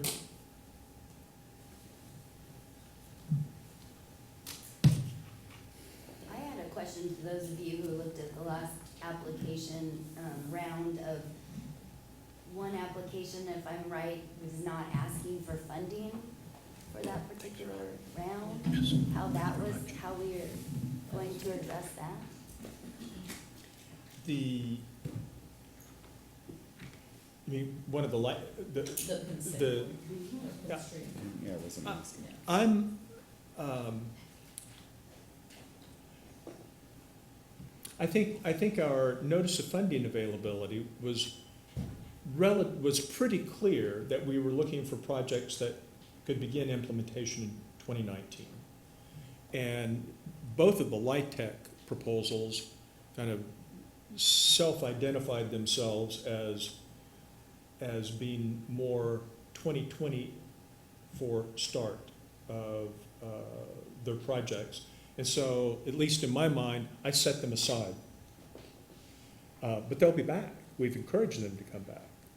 And we'll have this discussion then.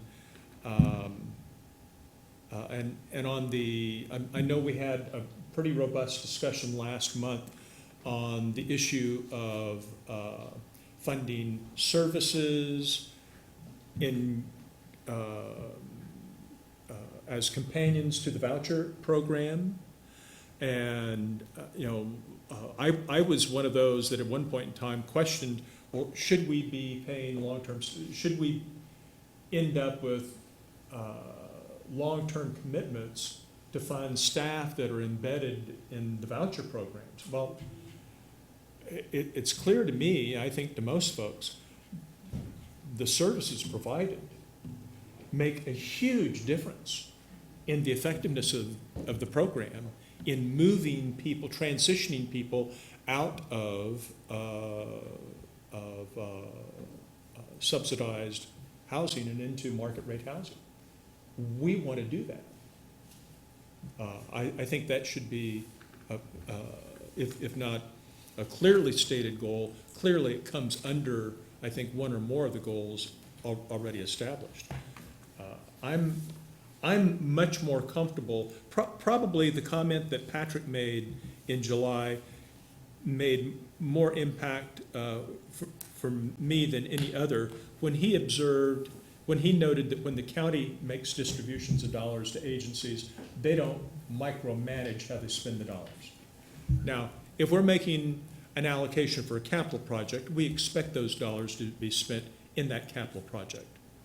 But when we're making an allocation for a non-capital project, and it's all about sustaining individuals and families in safe and secure housing, I have become much more comfortable with our funding services under that kind of a model than I was before. I don't know if others have moved in that direction or continue to have concerns. I have concerns. Okay? Because for me, that just means that that's a budget item that we will fund every year. Mm-hmm. It's a staff position that it becomes a budget item it's a staff position that we fund every year. Do you believe that we should modify our goals so that we take reference to services out of our goals?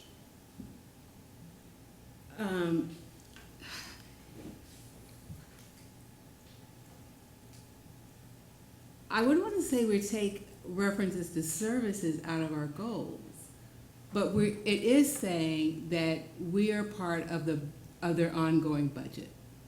That we will you're not going to say that they're going to depend on us every year for that staff position, right? So we are in some way obligating ourselves to fund them every year. And is that what happens if one year we say, no, we're not going to fund that? Then they don't have that staff position? I mean, is that what we're ready to do? That's my question. Well, and I totally appreciate that, because I always want people to be careful creating duplicate programs. So now we have two agencies that are doing the same thing, and then we've got to, and I think that's really important. I think particularly with this New Horizons, so New Horizons is based on how the Housing Authority has structured the home tenant-based vouchers. And it's dealing with homeless families, and we don't preclude support services for our regular Section 8 voucher holders, but we don't require it to get in the program. For homeless families, we require it to get in the program. And what we've run into is we've generally had at least 12 community partners who provide this. Well, we've lost 2 caseworkers out at the shelter. We've lost 1 at Catholic Charities. I mean, we've lost that side of it, and these programs won't be successful if we don't have that piece. And we don't really want to run a program where we put someone in a house and they don't have the support they need to stay there, and then they wash out because we're dealing with private landlords who agree to partner with us in taking these vouchers, and it's very expensive for them to have to evict people and have people kind of go through. And so the way that this particular program runs is we must have that service piece, right? We must have that service piece. And the Housing Authority doesn't supply it because we philosophically feel it's a bad idea to be the landlord and the case manager, because we're working at opposite purposes in some ways. Because as the Housing Authority, we say you must pay the rent, and you must not have boarders and lodgers, and you must not get evicted, and there's all these things you must not do. Wherein the case manager is a more supportive role, and they come into it about, you're in trouble with the Housing Authority again, how can we get you back in compliance? And so the way that particular thing is structured, we can't do it without the service. We cannot. And so that's kind of the rub. I totally get your point, and philosophically agree that we don't want to become somebody's overhead all the time. So I don't know if it would be a better purpose to say a per family fee, right? So the vouchers per family X and the service component we pay Y, as opposed to the funding of a particular position. That may be a better way for us to present it.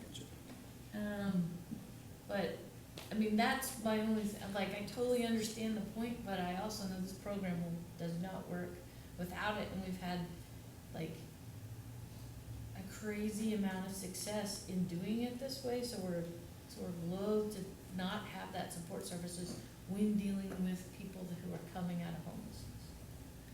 Yeah, I understand that. It's just that it's a precedent. We're setting a precedent for funding staff positions. So, We retain the authority to say no.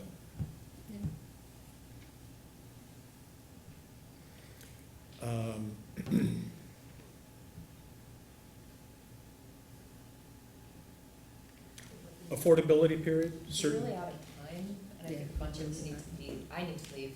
Okay. very Me shortly. too, actually. All right. So I, what would board members like to,